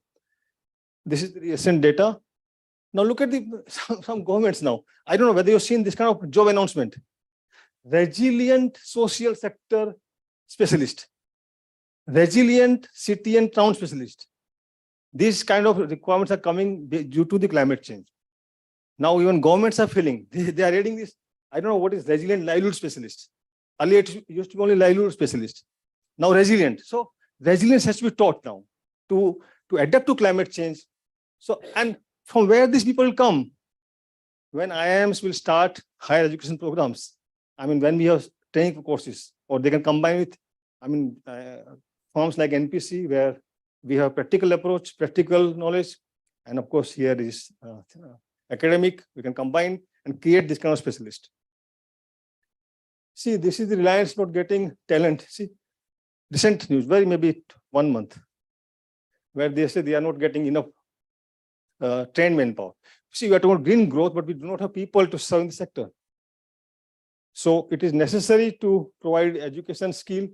There are some examples of green growth, at village level, where phase change material based old rooms without any electricity, only pure solar basis. So there are some examples where you can store fruits, vegetables here. It's like cold storage, like different all this commodity, and without any energy use.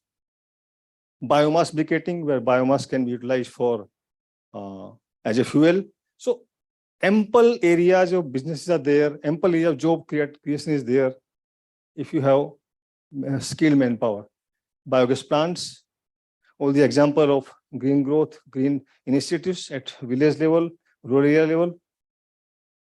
And money also available now. We are talking about ESG. So now green finance is available, $100 billion every year is going to come. So where this money will go? So we need those people, those kind of technologies, because we have now green finance is available for our green initiatives. And see, these are some of the green funds available in the country, Aditya Birla and all this Quantum India. So, but this will come only when you have proper proposal, you have assignment, your project, and there are a lot of options available. Okay, in the country, you just have to study literature. You can become a good startup business in this area, and this area is going to grow in any case, because we have to meet the net zero target by 2070. So way forward, my last slide. So promotion of bio-based resources and support for innovation on bioeconomy, strategy on plastics and reduction of marine litter, plastic waste management. That is also part of our green growth circular economy. Step by step, we have to go. Recovery of valuable resources and better assessment of environmental performance. We are talking about the carrying capacity and how do you perform environmentally. Promotion of recovery, recycling of critical materials, and exchange of best practices. So these are the various areas, various themes on which we have to work and work towards promotion of green growth. And of course, common methodology to measure and manage our waste, because they are not different parameters nationally, globally. We should have same. I tell you, maybe in coming time, the countries will start making available their GDP as a environmentally adjusted GDP. Now we are only GDP, but at what environmental cost it comes? That GDP you achieve at what environmental cost? So the moment you put it environmentally adjusted GDP, it will come down.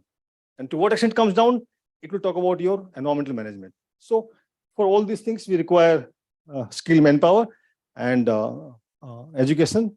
So thank you very much. Thank you so much.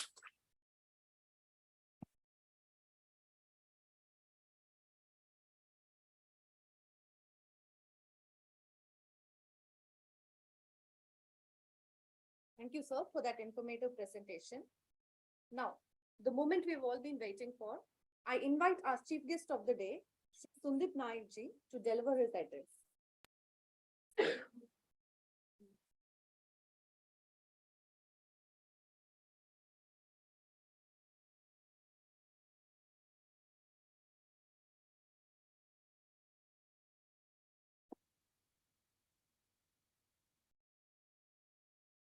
Namaskar, Professor Chandrasekhar, Dr. Rajiv Ranjan ji, Shri Ratnesh ji, Dr. Chalapati Rao ji, Professor Amit, Professor Karthika.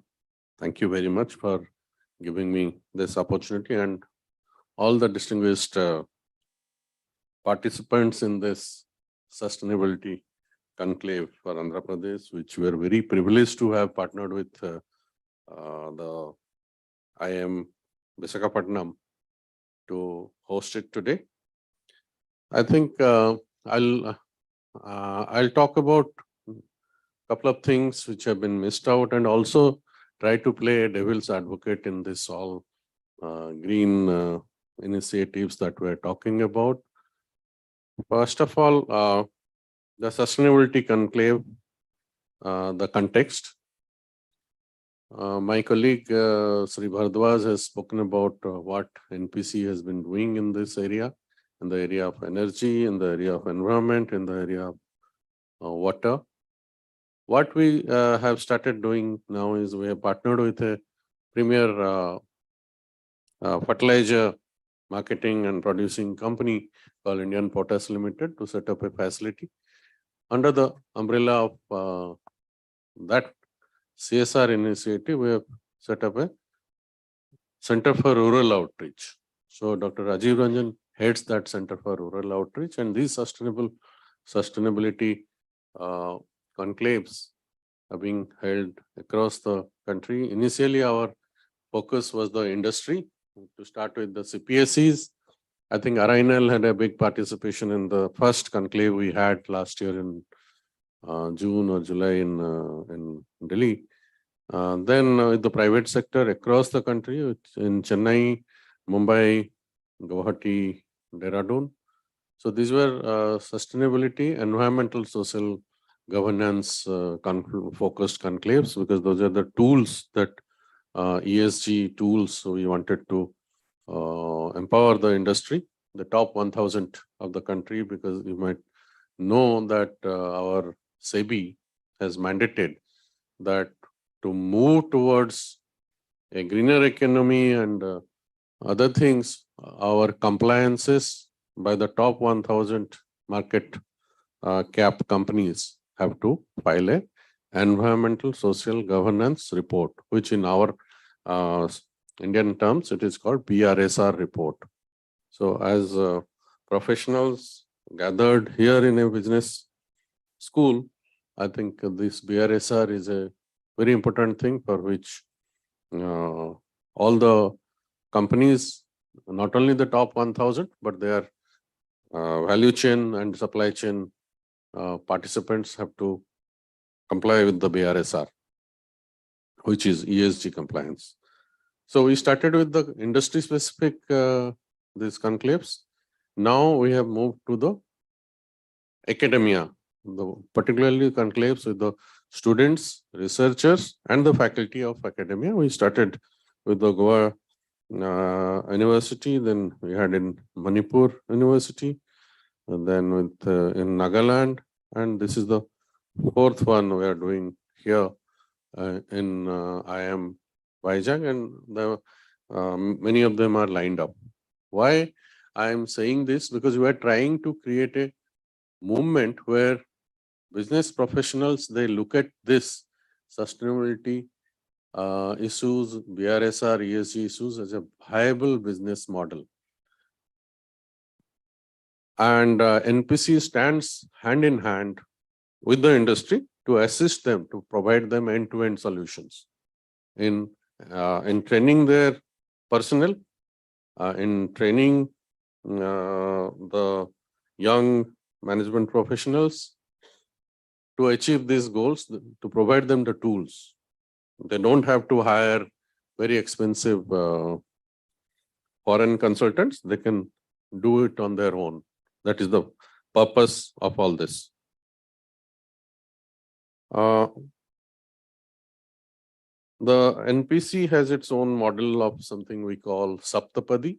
Saptapadi is a end-to-end solution for meeting the BRSR mandate of the SEBI.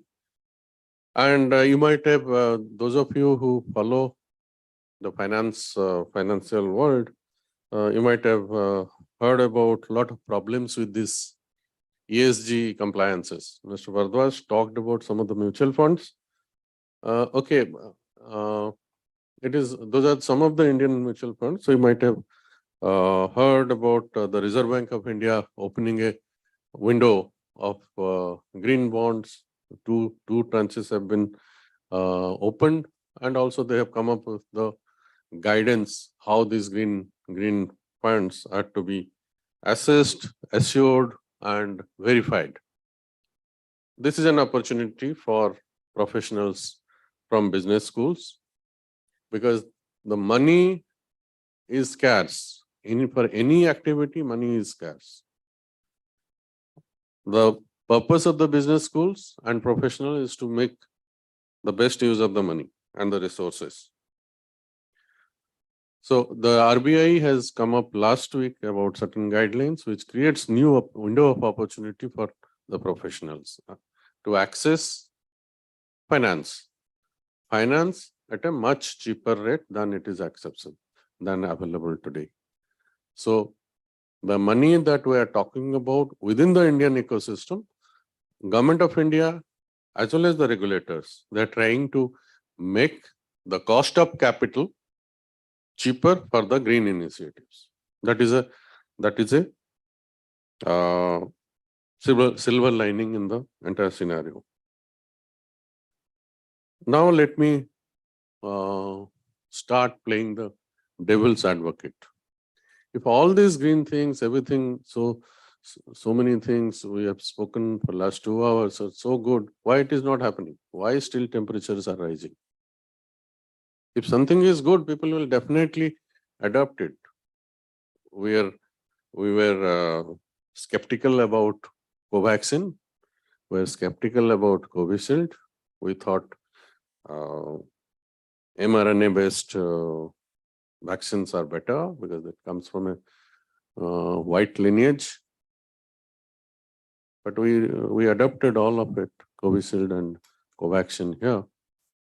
If green is so good, we hold the future in the circular economy, net zero, carbon neutral, why it is not being adopted? RINL representatives are there, there are other industry representatives, why they are not lapping it up? Any answers?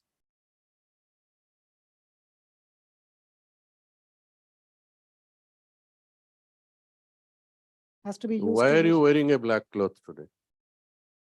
Is there a measurement framework for that? No, again, maybe enforcement also, sir. So enforcement, like everybody is doing business, lot of industrial activity is happening, but where is the government measuring? Just now you said only top 1,000 companies in India are mandated to give a report on ESG.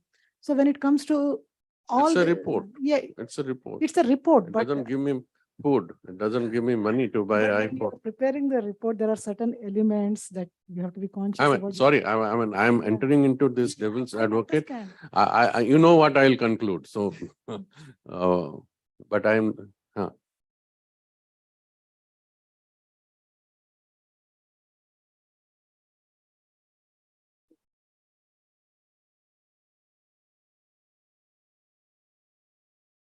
Side of the coin is that if you reduce carbon dioxide emission, I should go for a real fuel like you made a study. In the blast furnace, we use the coke energy. In that, we want to replace only 25% of coke energy by hydrogen. 28 kgs of hydrogen we want to use in blast furnace to replace carbon dioxide emission. But we made a study to produce hydrogen for 28 kgs of one blast furnace at RINL. We require about 350 megawatts of solar energy. That means they require a large amount of area, large amount of electrolysis plant to produce it. So at one side of the coin, achieving green growth is good, but it has a lot of cost. So that is one of the biggest prohibiting areas, which is making us to achieve the costs. Like there's so many areas. So drastic Okay. change Any other, madam, you teach strategic management, right? So if we are faced with these kind of cost options and there is a competition, RINL has a competition and within India as well as across India, I am a buyer. I'll buy the stainless steel which they produce from whatever source is the cheapest, because for my product it is important. I don't care about green. But green is good, it's a thing of the future. So what do we do?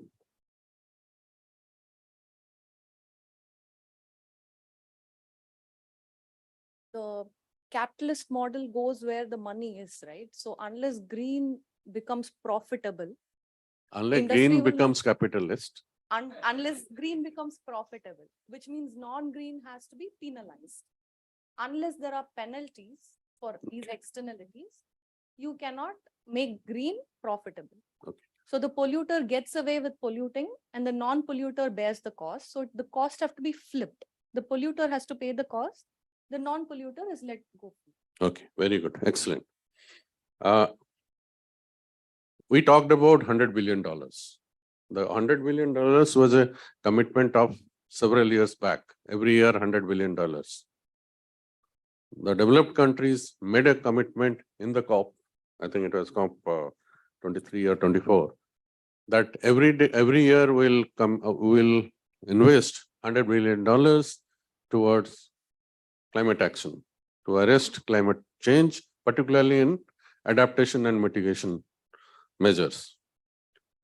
COP 27, when it took place last year, about 5 months back, the average spending has been only $22 billion. $100 billion was the commitment, only $22 billion spent, and most of these $22 billion are from the public spending. It's not from the private spending. So what is the future? Look, the climate change is real and it is enveloping us. 1.5 degrees is in today's rate of growth, it is a myth. It is going to be exceeded in another couple of years. The latest IPCC report is positive. It is not so negative, but it says that unless we act, we will not be able to maintain this 1.5 degrees of global warming. Think of a situation where the plausible things are 4 degrees. What will happen if 4 degrees global warming takes place? Half of Vizag will not be there. The water will not come to IIM level. So Professor Chandrasekhar will survive, but the students will not be able to reach their parents, their families. So it is urgent and critical.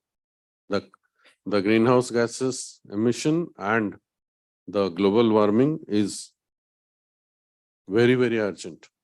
How many people die every year in the world? Any guesses? We have 1.43 billion now. How many people die globally? All reasons, natural death, age death, disease. Around 50 million people die every year. Out of that, 10 million people die only because of climate change related effects. 20% people are dying today as we talk. 20% people are dying.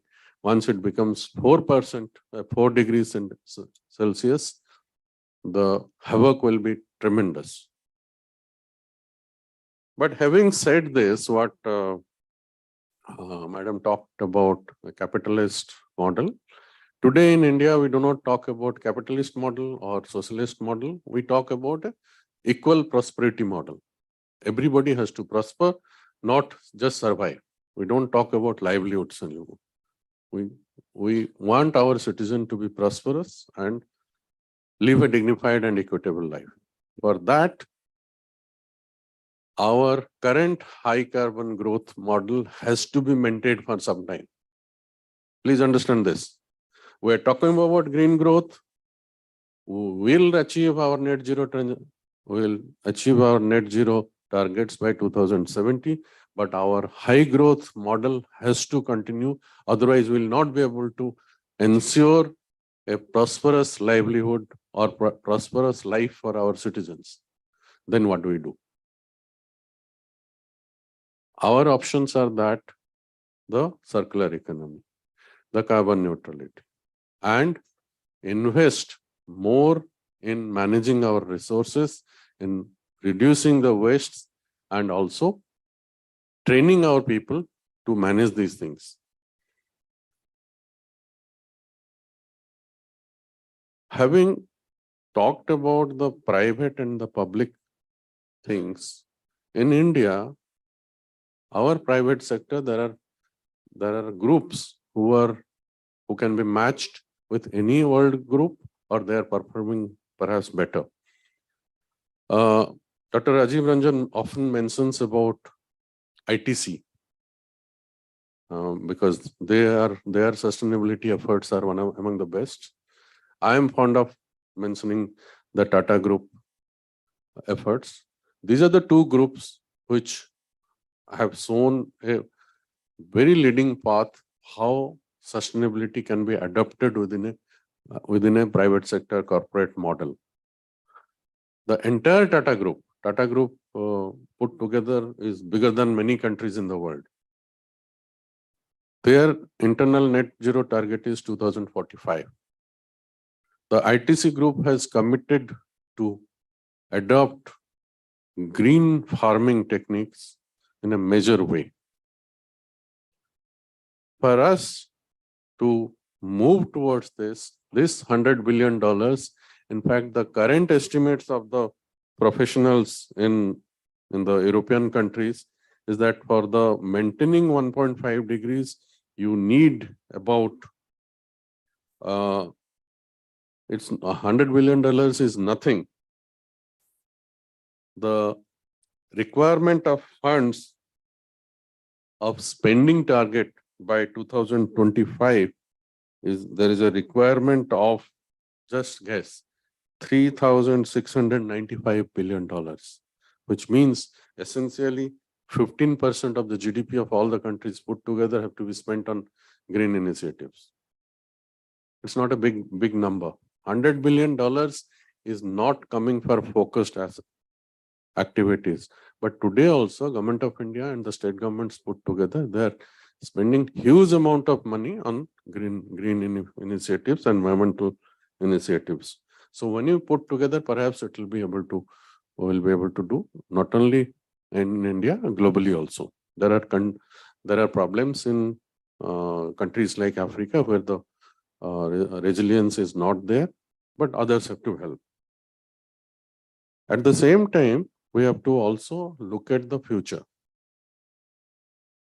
The future, we have a responsibility to our future generations.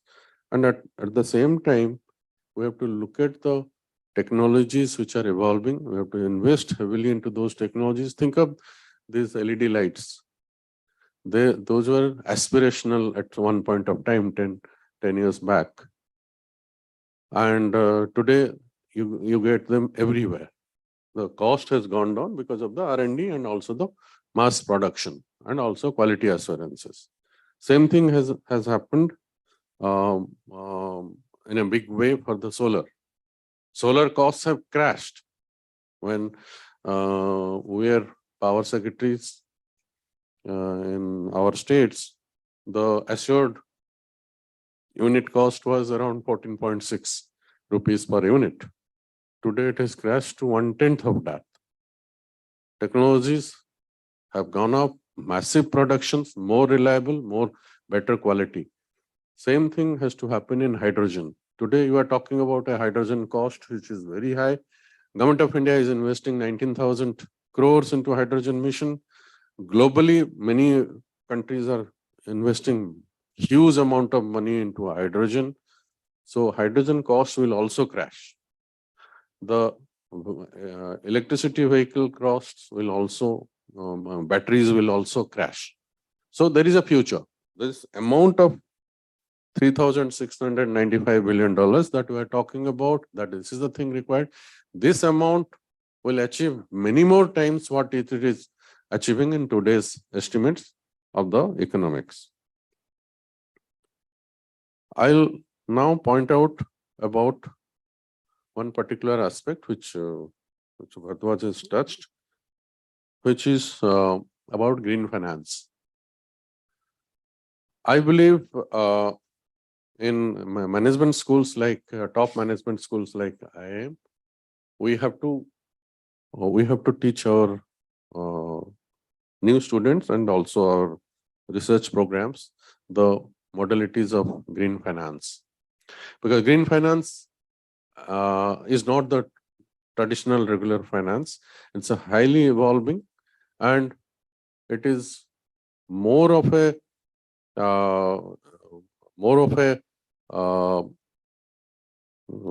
hands-on financing mechanisms, and also when you talk about adaptation and mitigation, huge projects that requires finance professionals as well as engineers. I think our IIMs have to prepare the green financing professionals for meeting the requirements of the industry in adaptation and mitigation projects. Adaptation and mitigation projects are quite different from the traditional brownfield, greenfield projects. So my suggestion will be that we start those kind of programs for our students, and that will be an investment for our industry and also for the future. I had this much to say. Thank you very much. Jai Hind, Jai Bharat.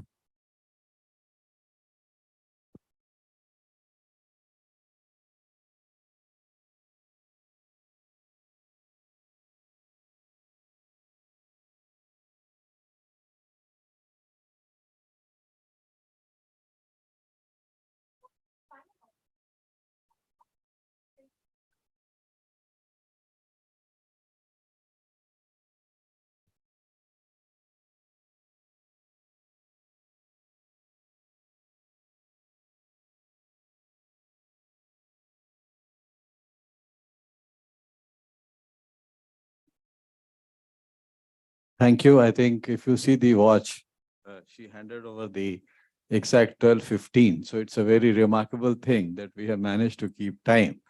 And maybe that was a sheer coincidence, but we need to take heart from small things. Why? Because, you know, the discussion, the subject is a very complex one, as you would have seen. It also depends on your frame of mind. If you are an optimist person, you feel, okay, you can do something. If you are one of those who feel, okay, whatever you do will fall short of what is required to be done, then you will feel very pessimistic. And that is another big problem, because we are discussing one of the biggest problems. We have, heard of so many problems. You see, there are no dearth of problems. So if you look at hierarchy of problems, then you will say, okay, is it so immediate? What is immediate? What is a crisis? You need to. So we are all used to now doing work in a crisis mode. When an exam is there, then you study. When exam is not there, okay, we will take care of it. Now, why would you say that? This is human nature. And we try to look at a problem only when it threatens us. Then you immediately try to respond to it. If others are there, if you are empathetic, you are sympathetic, you have some feeling, there are some people like that who are who feel about it. But you see, ultimately, this is one question which we should have in our mind now, because as I said, we have to also look at time. We need to talk. Why did we talk about all these things about Indian? If you look at India's, when we said, we have been fortunately having India is a, blessed with a very old history, very old civilization. And in all that, what is the central message? I'm not going into details. I'm only merely mentioning that all of us from our childhood have been brought up with certain value system. One of the value system is that we respect nature. We have a belief system. We believe in various things, in religion, this, that. But what is the common, one very common thing is that the protection, preservation of the earth itself, nature itself, natural resources, wildlife, these are new things which later on came on. But if you look at our own ancient ethos, our civilization, right from Vedas, right from ancient days, why I'm talking about it? Contemporary times, we need to learn that. There is a lot of it to be learned. And this is the harmony between life, nature, that has got disrupted. Now we go back to our old thing that then less consumption, you should not look for, aspire for things which are very material. Now that is what we are told. What is the basis of economic growth? That people should have more and more goods, whether it is required, not required. What is the very basis of, when you look at management and when you look at economic growth, what is the concept? The concept is that you need to produce large amount of goods and services. You are not there to look at it, whether it's needed, what is consumption, where it's wasteful. Because if you start doing that, you will not be looking at what you are paid for. And what you are paid for is to show profits. So you will have immediate conflict. Now I'm saying that meaning I'm generalizing, I'm making only a very general point. So it comes to a conflict situation, how do you harmonize this? How do you try to balance this? This is what we are saying. So that is where we look at our old way of thinking. So Indians have been always worshipping nature. They think nature is God. And this is why do I mention all this? Sustainable, productive, green growth, is basically talking about these kind of things. But how do you relate it to a present level? We are all sitting in a air-conditioned comfort and we feel that we can go on talking. But when you step out and you realize the heat, which we know this is summer, heat will be there. So you're used to a cycle. But if it is getting so hot, what is the adverse, thing on economy? Now look at it. The other thing that came out today is its general fuzzy concept. ESG, this is one of the issues. How do you measure? Because unless you measure something, you can't improve it. You have to measure. You see, all of us have been brought up with all these things. Metrics have been there. You have to measure it to whatever extent. And we have tried to do that. Now here the point is, this 2 degree, 1.5 degree, how many years? One thing is very clear, that it is growing very, very, very hot. And the numbers again, because we don't have much time and we have to get more questions and answers, that is the basic idea. So I'll just quickly tell you that numbers, if you look at the loss of productivity because of heating, is so large. In India's case, 4.5%. Again, because of the time limits, I'm very fond of numbers. You see, my problem is I can go on with numbers, but as I said that we don't have time for that. Just 4.5% of India's GDP will be affected just by this warming effect. Now the question is, because you see your productivity, you cannot work in construction sector, in agriculture sector, your food production will get impacted. That will have an issue because you see, can a farmer or can a construction worker work in this kind of a heat? It's not physically possible. So there are limits to human, capabilities. And that is what is challenging. So it is very counterproductive. It looks at 1.52%. You see, we realize it. That is what we need to understand. 98.4 temperature increases 1 degree, 2 degrees, you are out of commission. So you see, please understand, as a human being, 1 degree extra means that you are sick. Similarly is the case, the entire humanity will become sick. Why I'm saying all that? because first we don't understand that this is something which is going to immediately affect us. Once we know that it is going to affect us, then we start thinking seriously. Okay, the crisis is there, it's real. That's why we said all these reports. You know very well, the climate skeptics who keep saying, all these are some scientists who have been saying all this. It has taken us 15, 20, 30 years for people now to realize, even now, very large, like vaccine. Vaccine, you know, there are large number of people who will keep arguing, saying that all this is just a, so like there are many people who don't believe in science itself. So there, I'm not getting into those value systems. I'm merely saying is that we should now understand how it is important, and productivity, you know, losses which come because of that are so real that it is going to impact. And now look at health concerns. What is going to the health? Look at it, we know that air pollution in Delhi, now we stay in Delhi, the kind of, again, numbers are frightening. If I give you numbers, and for everything, there are now detailed reports.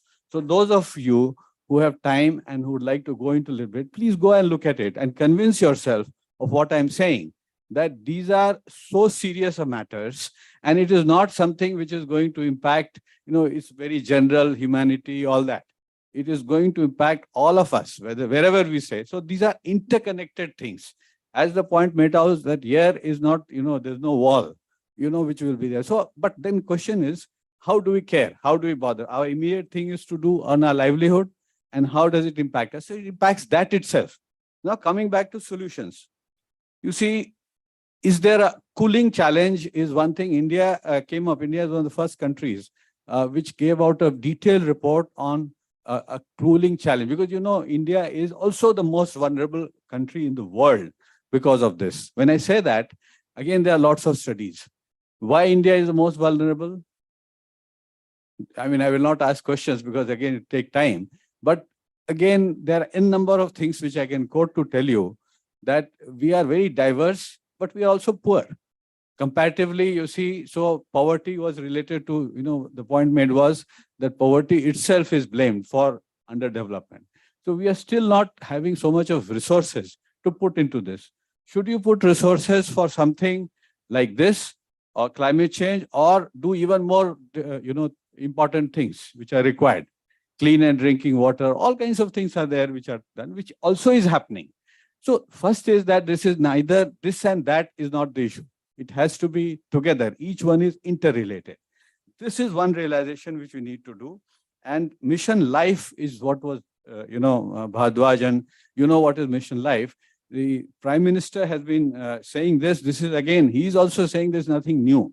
This is what, when I mentioned about looking at nature, trying to see that you do consumption which is responsible, you should sustainable. All these is our value system, which we have forgotten. We had tried to copy the Western model and then realized that it is not working. And the Western countries are also now realizing. You see the climate mitigation requirement, the USA recently, you know very well that the previous president in US was saying all this is just bunkum and we should not look at it. Now the current dispensation, Paris, they walked out of the Paris Accord, all kinds of issues happened. Now what has happened is they are now again coming back and saying that, all right, this is required. Their own assessment is $3.5 trillion US, and they have an exact plan. IRA, they have they call it now, Inflation Reduction Act, but there are a lot of these issues. If you are interested, we can discuss this if time permits. So life is lifestyle for environment.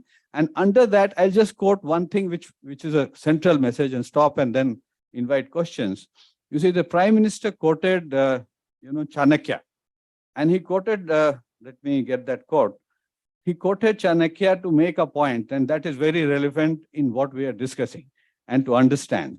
You all know Chanakya.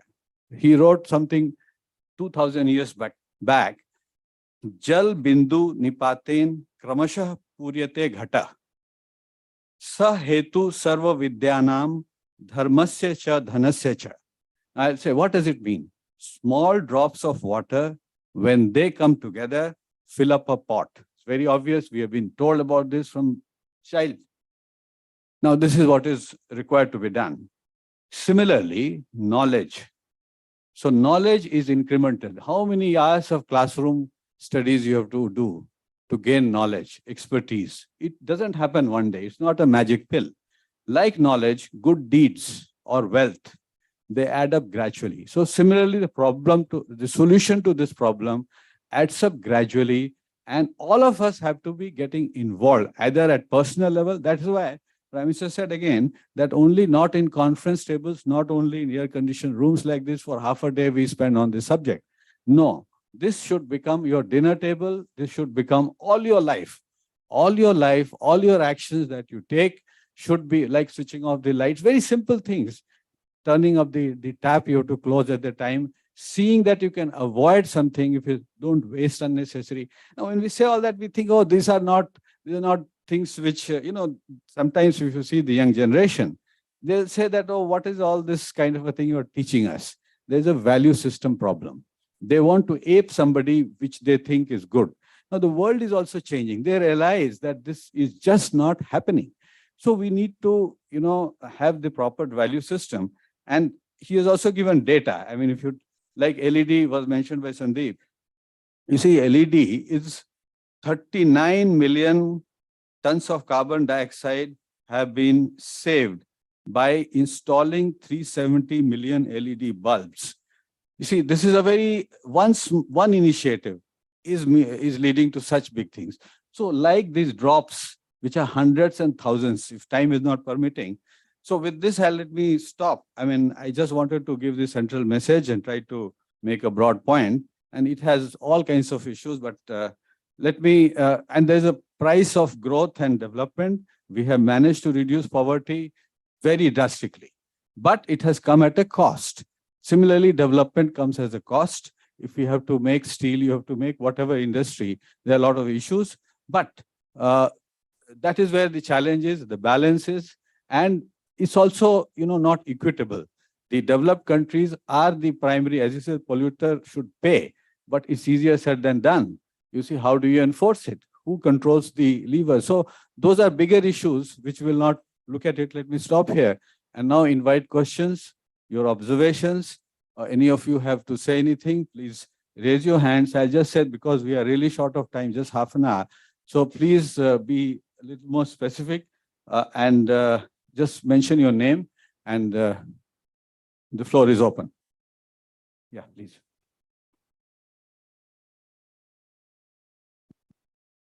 I am Professor Balaprasad from Andhra University. I think for me, sustainability is a big term which can generate volumes. So my question to the experts here: how you define development? First question. Second, what is most important in life? That is for the experts. First is how you define development. What is most important in life? And another question to Bhardwaj ji. See, I would like to know the thinking of NPC on climate change. What is climate change? That's it. So I think Mr. Bhardwaj can quickly react to NPC, and then we'll ask the people on the dais to react. So thank you for your question. And as I explained in my presentation also, that we are a productivity promotion organization and we'll keep doing it. That's our vision and mission. Since 58, we have been promoting productivity in industry, service, and agriculture sector in whichever way it affects climate change. And what I see from our work, that we promote energy efficiency, waste management, lean management, all this results into resource efficiency, and it leads to reduction in greenhouse gas emissions ultimately. So at this stage, we are affecting it positively in terms of reducing greenhouse gas emissions. So our mission and objective is to promote productivity, and through that affecting the climate change in a positive manner. Thanks so much. Next part, any of you would take that? Yeah, please.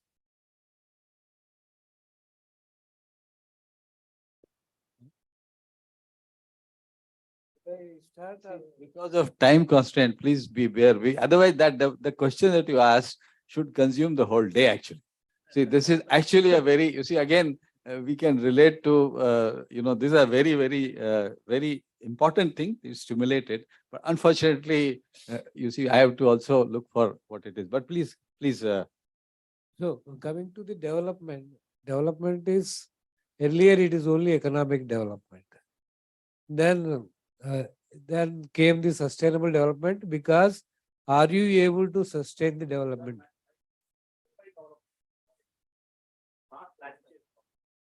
Development is something which enhances the quality of life now, sustainable development into the future also.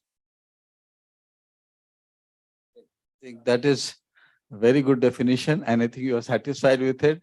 As I said, we can discuss it, but as I said, if others should also get some chance, so Professor should leave it at that. We'll come back to you again on the very important point. It's very cryptic, but gives the message very, very well. Yeah. Yeah, good afternoon, everyone. This is Ravi Kant from Fluent Grid Limited. And I'm also happy to share that we are one of the organizations who are signatories of UNGC. And giving a practical experience of what we have been through in UNGC in the last 1 year. Like it's not just about committing for those 10 principles, but a lot of support is also extended from the team. Like there is this Climate Ambition Accelerator, SDG Ambition Accelerator, and this year they have started Business and Human Rights Accelerator also, and which gave us a lot of practical exposure. And these sessions are something the mix of local as well as international audience. So there was a lot of scope for interaction, learning. So all of thanks to UNGC for all this wonderful learning, which we are now implementing it in our own organization. And indeed, the reporting framework has also improved a lot. Previously, it was just a documentation, but now it has integrated with the GRI framework, and it is much more robust now. So thanks to that. And of course, thanks to IIM, probably this will be the most favorite place for me in Vizag from now onwards, because it's a GRIHA 5-star rated, carbon net zero. I think you are setting an example for the entire world to follow. Yeah, we are a green building, but not yet towards the carbon net zero, carbon water zero. For that, congratulations to the whole team. But my point is, I have been a part of a lot of EHS initiatives, sustainability. I have been working with NGOs. But what I don't see, a major gap that I see, is sharing of best practices. I think it was also mentioned in one of the presentations. So whatever best practices are there, I don't know if any of the organizations here, either IIM, Vizag, or either UNGC or the NPC, are you also looking at creating an open platform which any public can access and understand what is sustainability, what are the kind of practices they can inculcate in their daily lives, or if they have a business, what kind of practices they can follow? Because that is something, see, I have been exposed to all these things, so I understand. But a common man, they don't know all these things. And that gap is there from a community standpoint. So I would like to understand your perspectives on that. Thank you.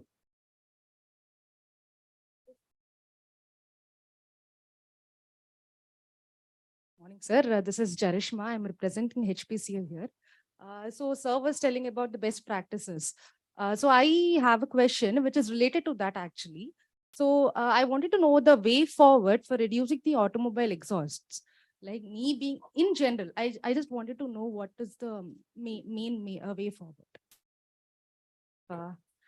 See, okay, and now we are now shifting to another part of it, being specific, looking at what companies can do. You see, one point was that you see, all of us in our different roles can contribute to this, some part of the solution. In our daily lives, we can do certain things. In our professional lives, if you're working in a company in a certain role, you look at it and then look at what the company can do and what the so this is where the central point made was that as a company, UN Global Compact is one way of reaching out. The ESG framework, that is reporting framework, is another way, where first this last year 1,000 companies, top companies were covered.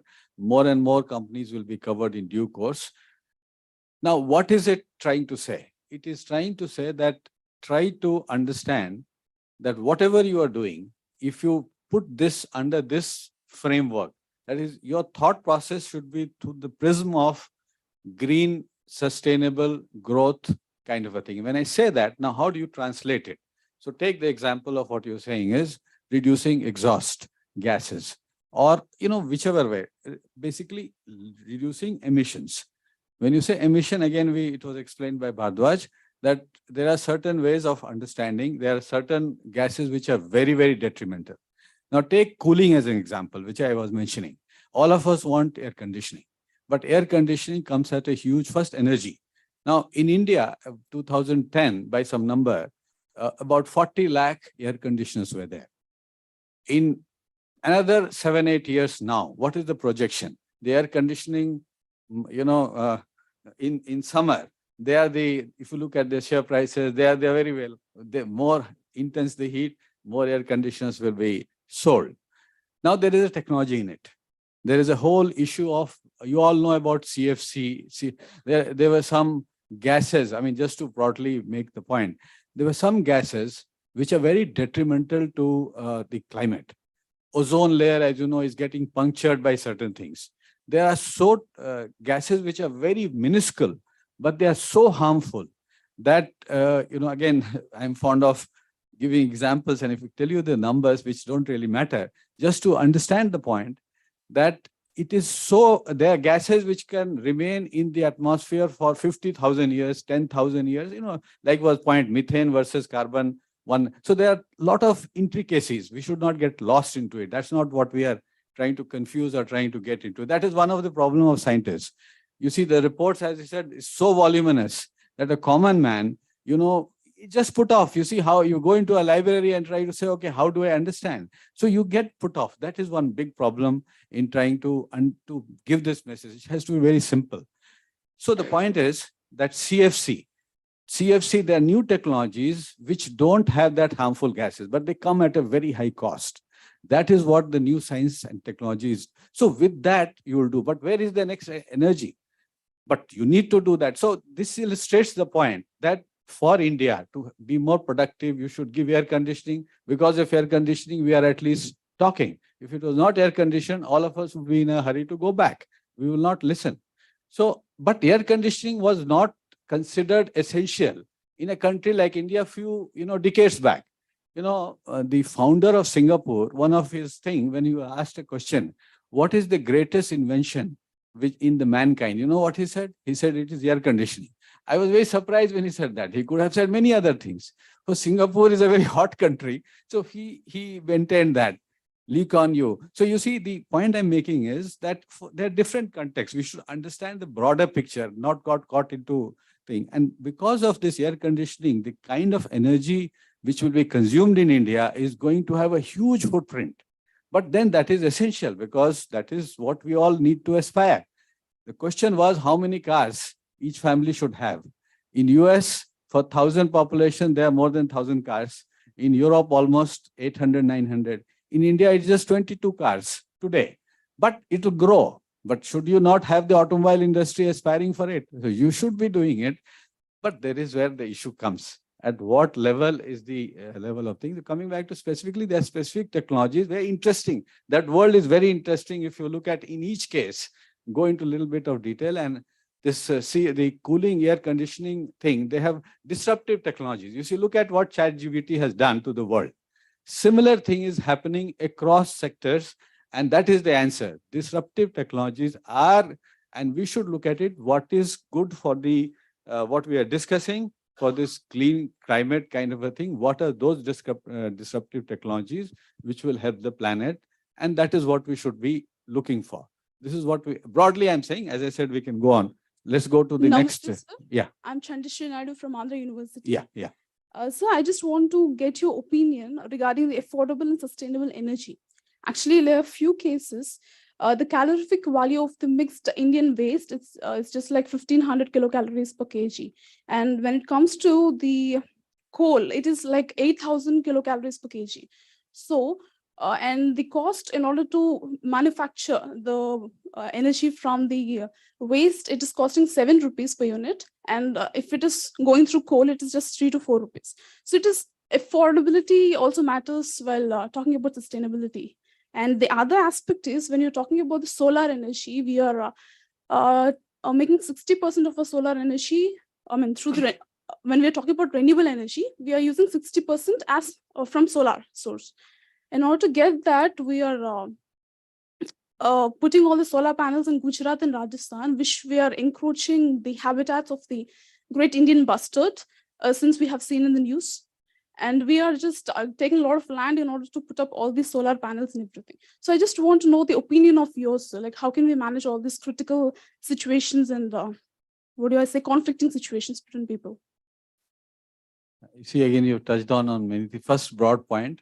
See, today's cost. First of all, costs are again, you've seen elementary costing accounting principles. Costs, which you say 7 rupees. What is 7 rupees? Their costs have many elements. There's some sunk cost. There is some, I'll not get into very simple point. So you have to understand what is 7 rupees, what are comparable costs. Fact is that initially renewable energy was not, preferred because the cost was very high.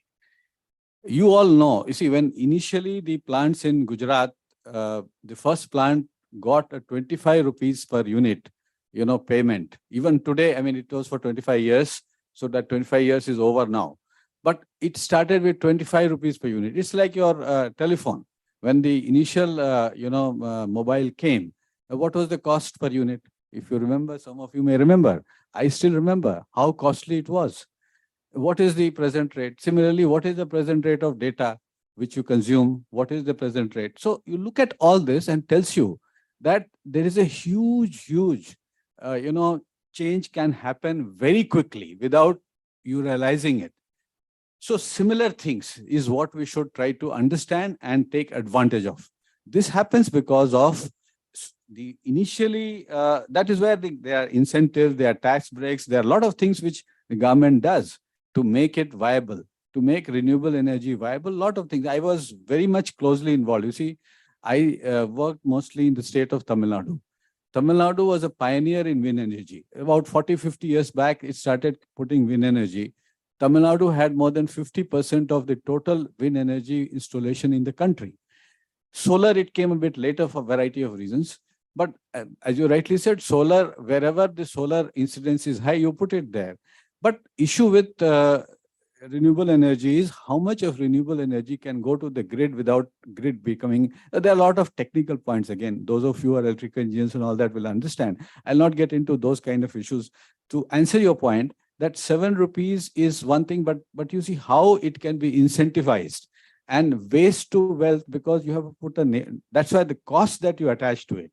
And that is where you realize this carbon credit, all these are methods to incentivize you to do it, and mechanisms. See, carbon trading collapse, I'll not get into those. The point is that there are mechanisms to do it. There are successful stories. The point which was made is these success stories have to be constantly worked at. And it is a much larger issue. It has to be understood by all of us, how the systems work. Climate financing, you see, when you said now 1/3 of 40 trillion US dollars. Please understand what I'm talking about. India is aspiring to become a 5 trillion economy. We are 3 trillion plus.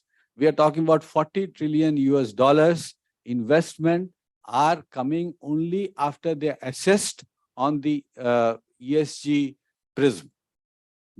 That means 1/3 of the total investments, broadly I'm saying, all investment decisions in the world across all sectors, 1/3 have at least to go through this prism. So that is a major achievement. Why this has happened? Because the top level of all these people have convinced themselves that this is what is the necessity. And without money, as you know, nothing happens. So climate, as Sandeep had mentioned, though the 100 billion US dollars per year was promised by the developed countries to developing countries, but it never happened. It will not come as a charity. But if they realize that it is something which will have money into it, and there is now money to be made. So now renewable energy and waste to wealth, there's money to be made. There are teething problems. There are challenges. I'm not, because again, we don't have time to get into specifics. So the great Indian, the bustard, you see, the issue is, why do you have Project Tiger? Project Tiger has issues of livelihood issues. It is when you have elephant corridor, there is issues. So biodiversity issues are there. So these, again, there are many elements of things which we need to understand. So somebody is looking at the green bustard, survival. Otherwise, you lose that species. And today, because that is why the term of Anthropocene, that is we as human, we have now impacted the world in such a bad way that we have how many species have got extinct in the last 50 years? So like that, many things are there. As I said, these are very, very important things in their own way. But this is where the prioritization is required to be done. And solar panels and putting wind energy and putting other renewable sources. India, let me tell you one fact. India did 9 years before India want the target set by India. You see, India sets up, all countries give their targets and they try to achieve it. It's still voluntary. That is why we said net 20 by 20, net zero by 2070. India is one of the last to come in because not easy to achieve at this point of time. It requires, when you go into details, you realize how difficult it is. We saw the graph. We are going that way because next 30, 40 years, we will need more energy to be there. But we are saying we'll become net zero. So it's a very big challenge. But when we say that, we need to understand the larger context and work towards it and take it seriously. But there are issues. That is where these kind of conflicts come. And we need to understand that. But biodiversity issues, all these are again interrelated. Thank you. What else? Just a second. Let me respond to Miss Chandrasri Naidu. You talked about waste to energy and the cost comparison with coal, right? Nobody, no single energy source is going to demand of any ecosystem. You have to have energy mix. So when you buy power or you subscribe to your distributor, DISCOM, the DISCOM decides what are the sources it is buying. And when Dr. Rajiv Ranjan was talking about, there is a mix. The DISCOM it is mandated to buy minimum 20% of its power from renewable energy sources. Whether it buys at 12 rupees, 7 rupees or 18 rupees, but it has to buy from the renewable energy sources. Okay. And rest has to be non-renewable, coal, LNG, whatever it is. So as far as the industry is concerned, the same thing applies. The industry has to buy from the DISCOM and there has to be a minimum of 20% of renewable. Now, your question is that the cost comparisons. You are not buying from that producer. You are not buying directly from the producer. That economics is taken care of by the another energy economy. You are, as a consumer, are you buying from waste to energy power source? You are not. You are talking about a public policy issue that is so cost is high, but when it is, there is an incentive mechanism or a regulators mechanism or a mandatory pronouncement by the government of India, it has to be done. And if that producer which is producing at 12 rupees is going to make losses, it has its own mechanism of financing. It won't be setting up that plant if it is going to make losses. Since it is going to make profits, it is going for that kind of model of producing at 7 rupees. Right? That is why when we are talking about it has to be looked at from a business plan mode, financing mode. That one-to-one equation cannot be done. You are not buying directly from that person. He is selling it to the pool and there is a regulator for that. That is the one. As far as solar energy, biodiversity, Great Indian Bustard, and there are, I am from Jammu and Kashmir cadre, we have a problem in Ladakh also, huge solar, and the Ladakh, if there is any Buddhist here, they know that any life, they give value to it. So if you put the solar panel, even the small organisms, they get affected. So there is an issue there. What do you do? All these projects are, Mr. Ratnesh has worked in bigger finance policy wing. When the DPR is prepared, all these aspects of impacting and their mitigation, how they are taken care of, the DPR takes place. DPR means detailed project report when it is prepared for a project. That is how it is financed. If the Great Indian Bustard is getting affected, there is mitigation mechanism. If you are going for huge mining enterprises within a reserved forest, and it is being permitted, there is a mitigation mechanism also for that. So it is, again, it is not that you will stop all the activities. There is a mitigation way to take care of it in all projects. I hope I am, or you have still some doubts. Yeah, because that is what we handle the projects through this. Thank you, sir. Doctor, Life cycle costing to your answer. You will get the answer. Life cycle cost. Just Doctor, sir. on same point, affordable is a relative term and to the consumer involved. Second part is whether it is something is cheap or costly, because unless we take the environmental costs involved in it, like environmentally adjustable GDPs. Now, example of solar, I will only say one sentence. At the end of 10 years or 15 years, where will you dispose all these solar panels? What is the hazardous waste? All kinds of metals, everything is there in that. Where do you put? Where is the disposal? Where is the land? How do you burn it? If you burn it, what is the air pollution? So there are many other costs. Again, it's time. Sir, I am from the NBCC. It is engaged in the construction industry. And I would like to know, sir, when the air quality index increases, in Delhi NCR, we are all the work stopped for average 60 to 65 days in a year. So I would like to know the experts from this solution. And secondly, I would like to share that NBCC is the first construction company who is adopted the sustainable development. 25-year long back, we have adopted in the GCC, general contract condition, we are mandatory planting the tree. Here also free of cost, we are planting 1,000 tree. However, in totality, we are planting 8,500 tree and 6,000 tree already planted. So what is the, sir, in Delhi NCR, we are losing 65 days. And this is also a national loss, I think. Is any solution from the experts? I would like to know. Thank you. When you say national loss, in what terms? Is it financial terms? What about the human lives? Financially, as well, resource, manpower loss, all these losses. Yeah, but the contract is getting delayed. This is also a loss. That is the reason of the economic to be incorporated with the environmental costs involved in it. Coming to the Delhi specific, see, there are many industries. CNG was introduced, but with a hope, particulate matter will be bringing down. But CNG is introducing small particles into the respiratory system where more cancer cases have come.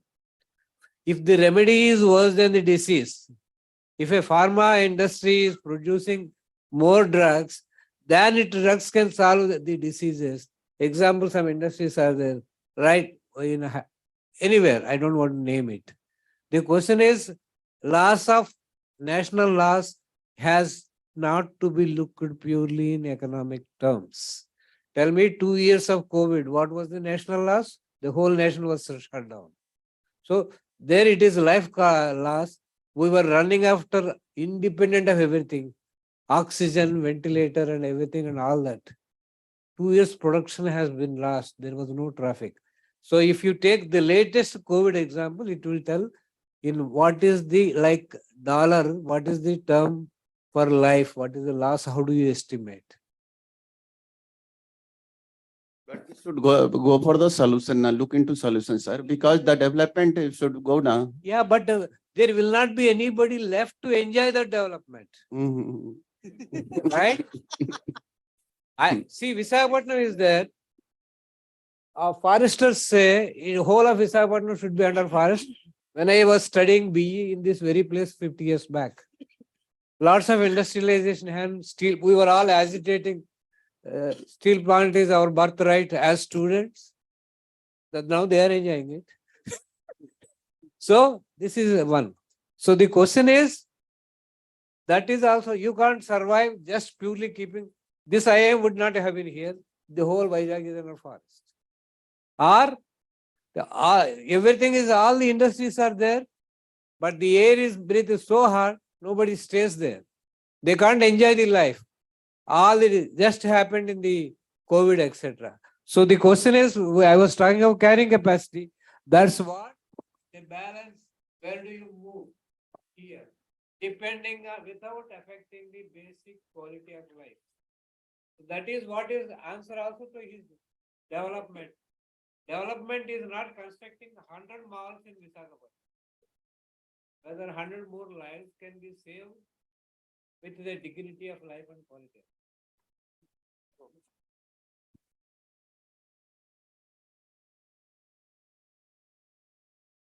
Good afternoon, sir. I have a question. Myself, Shakti Velan. I am from NBCC India Limited. Organic farming is, how can I improve by organic farming the sustainability development? Can you explain briefly? We haven't noted that organic farming.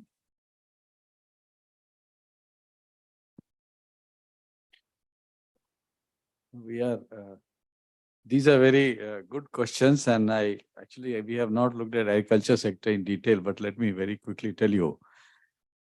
That's why organic farming, why sustainable agriculture? Because agriculture is important for all of us, food chain, food security, all this. But fertilizers, all these again, it began an issue, chemicals. So we looked at organic farming. What is organic farming? You see, who certifies it? What is, see, there are certain fads, certain important things, what is sustainable. So ultimately, the point was what is required, you put, productivity will be there if more fertilizer are there, more inputs are there, right inputs are there, fine. But why is the call for organic farming? Why is the call for sustainable farming? Because the harm which comes, you may get immediate more production and you sell, make money.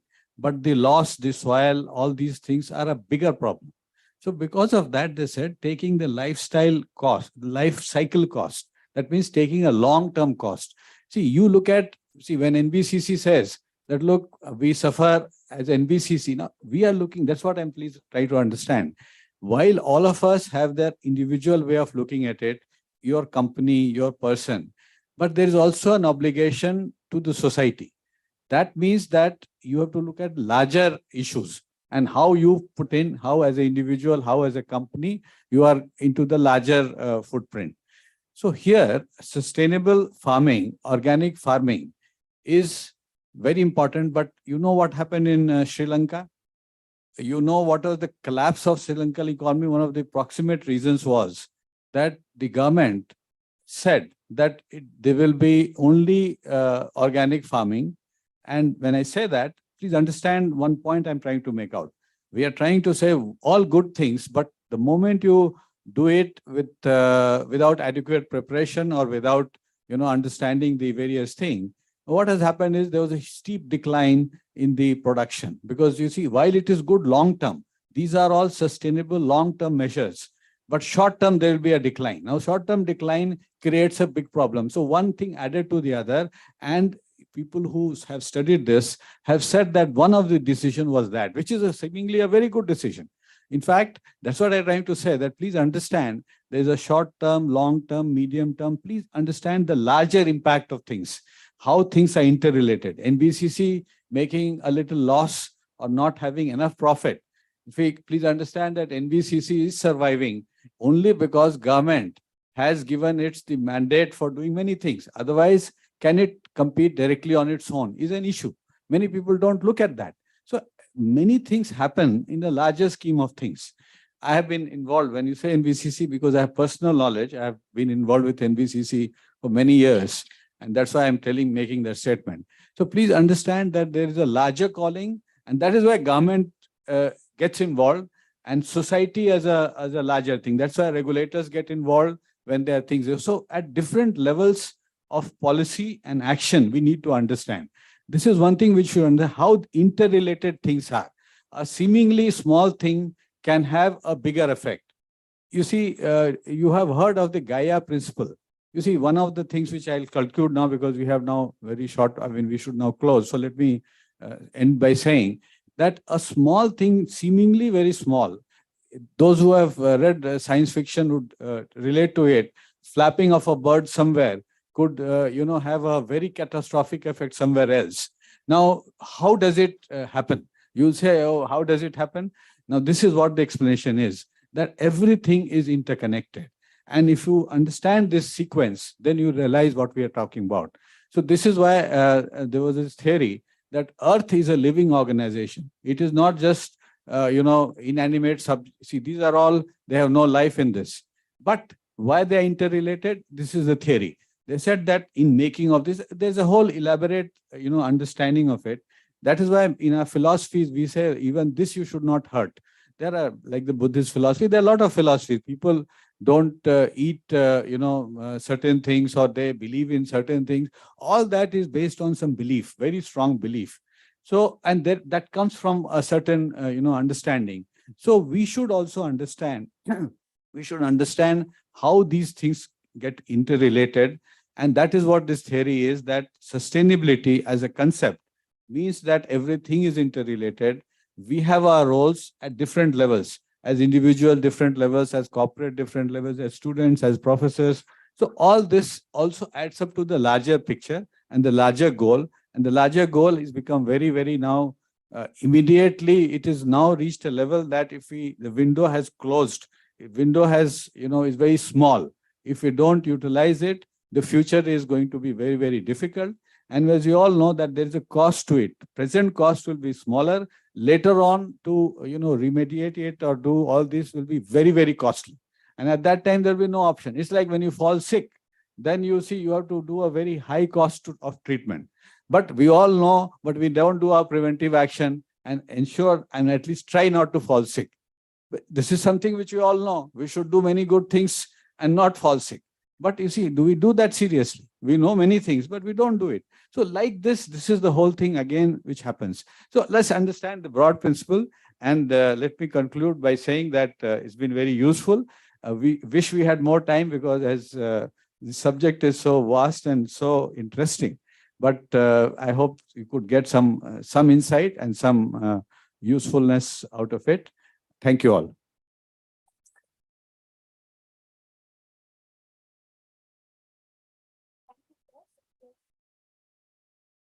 Thank you, sir, for steering the session ably.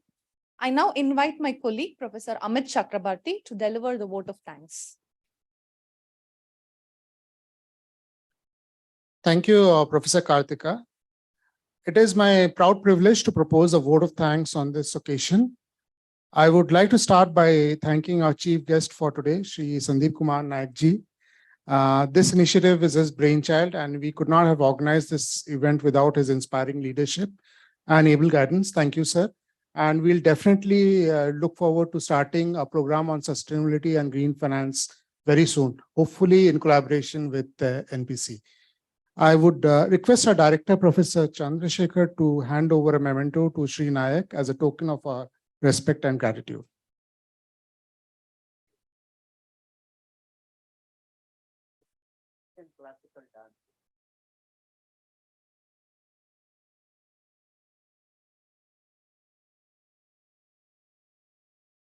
We would also like to put on record our deep appreciation for Dr. Rajiv Ranjan ji. So thank you for gracing the occasion and sharing the resources of your organization with us in conducting this event. Your knowledge and wisdom have brought much needed value add to this endeavor. Thank you, sir. I would request our director to hand over a memento to Dr. Rajiv Ranjan ji as a token of our respect and gratitude.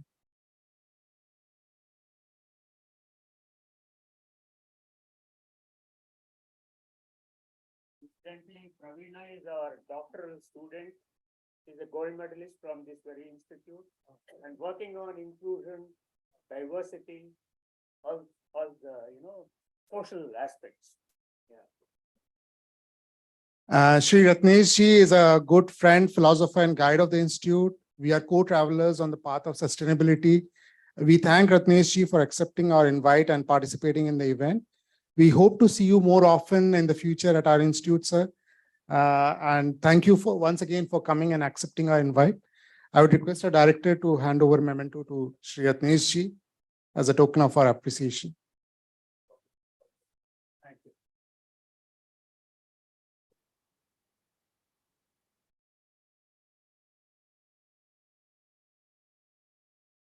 It is my privilege to now thank Dr. C.V. Chalapati Rao Garu.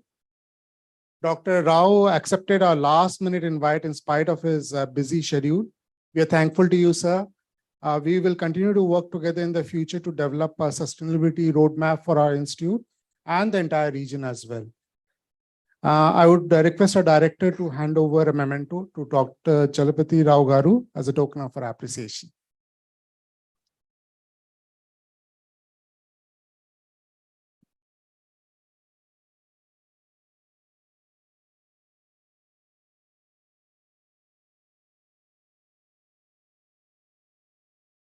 I would also like to take this opportunity to thank Shri K D Bhardwaj. It is because of his ready support and cooperation that we have been able to organize this event smoothly at such a short notice. Thank you so much, sir. I'm very grateful to the industry leaders, professors, professionals, practitioners, and PhD scholars who have responded to our invitation with cheerful promptness and participated in this event. Without your presence, this event would not have been a success. Our Director, Professor Chandrasekhar, has always been a source of constant guidance and encouragement. Thank you, sir, once again. I also thank all the faculty and staff members of IIM Visakhapatnam for their contribution to the conclave. Some names need special mention here. Professor Karthika, my colleague in the strategy area, Mr. Vishwanath Vera, our CAO, for his design inputs, Mr. Subramaniam and his team from the admin department for the logistics support, Mr. Kamal Kirti and his team from IT department for the technical support. Finally, I would like to thank our friends from the media. Whenever we conduct prestigious events of this nature, they've always provided good coverage and enhanced the visibility and goodwill. They've been our partners in progress. In the end, we all know that half a day event was probably too short for a topic such as this. On behalf of IMV, I promise that this is just an appetizer for more things to come in the future. This is just the beginning, it's not the end. Thank you, everyone. For the moment, we'll now head towards the dining hall behind the dignitaries, where we'll first take a group photograph, and then we'll proceed towards lunch in the dining hall. Thank you, everyone. Thank you once again. Please wait till the dignitaries leave the room. Then we'll file. They have a special box for that. They put it. Yeah, yeah. Just.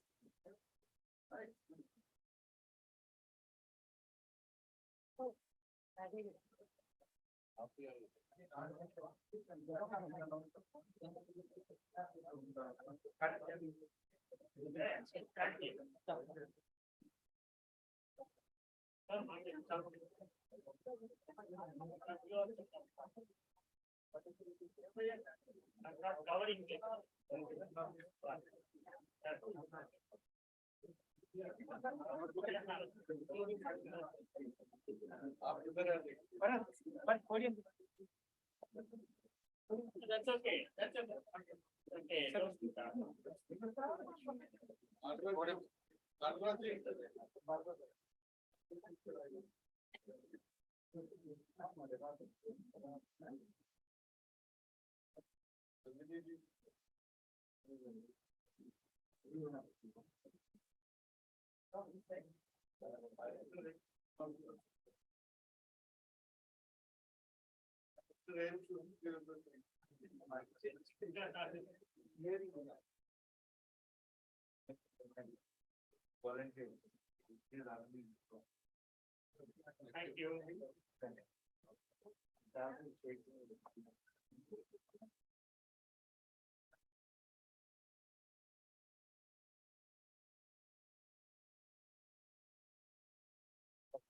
It will take longer. It will take a couple of hours. Hey. Yeah. From our that camp, from hotel, it's shorter.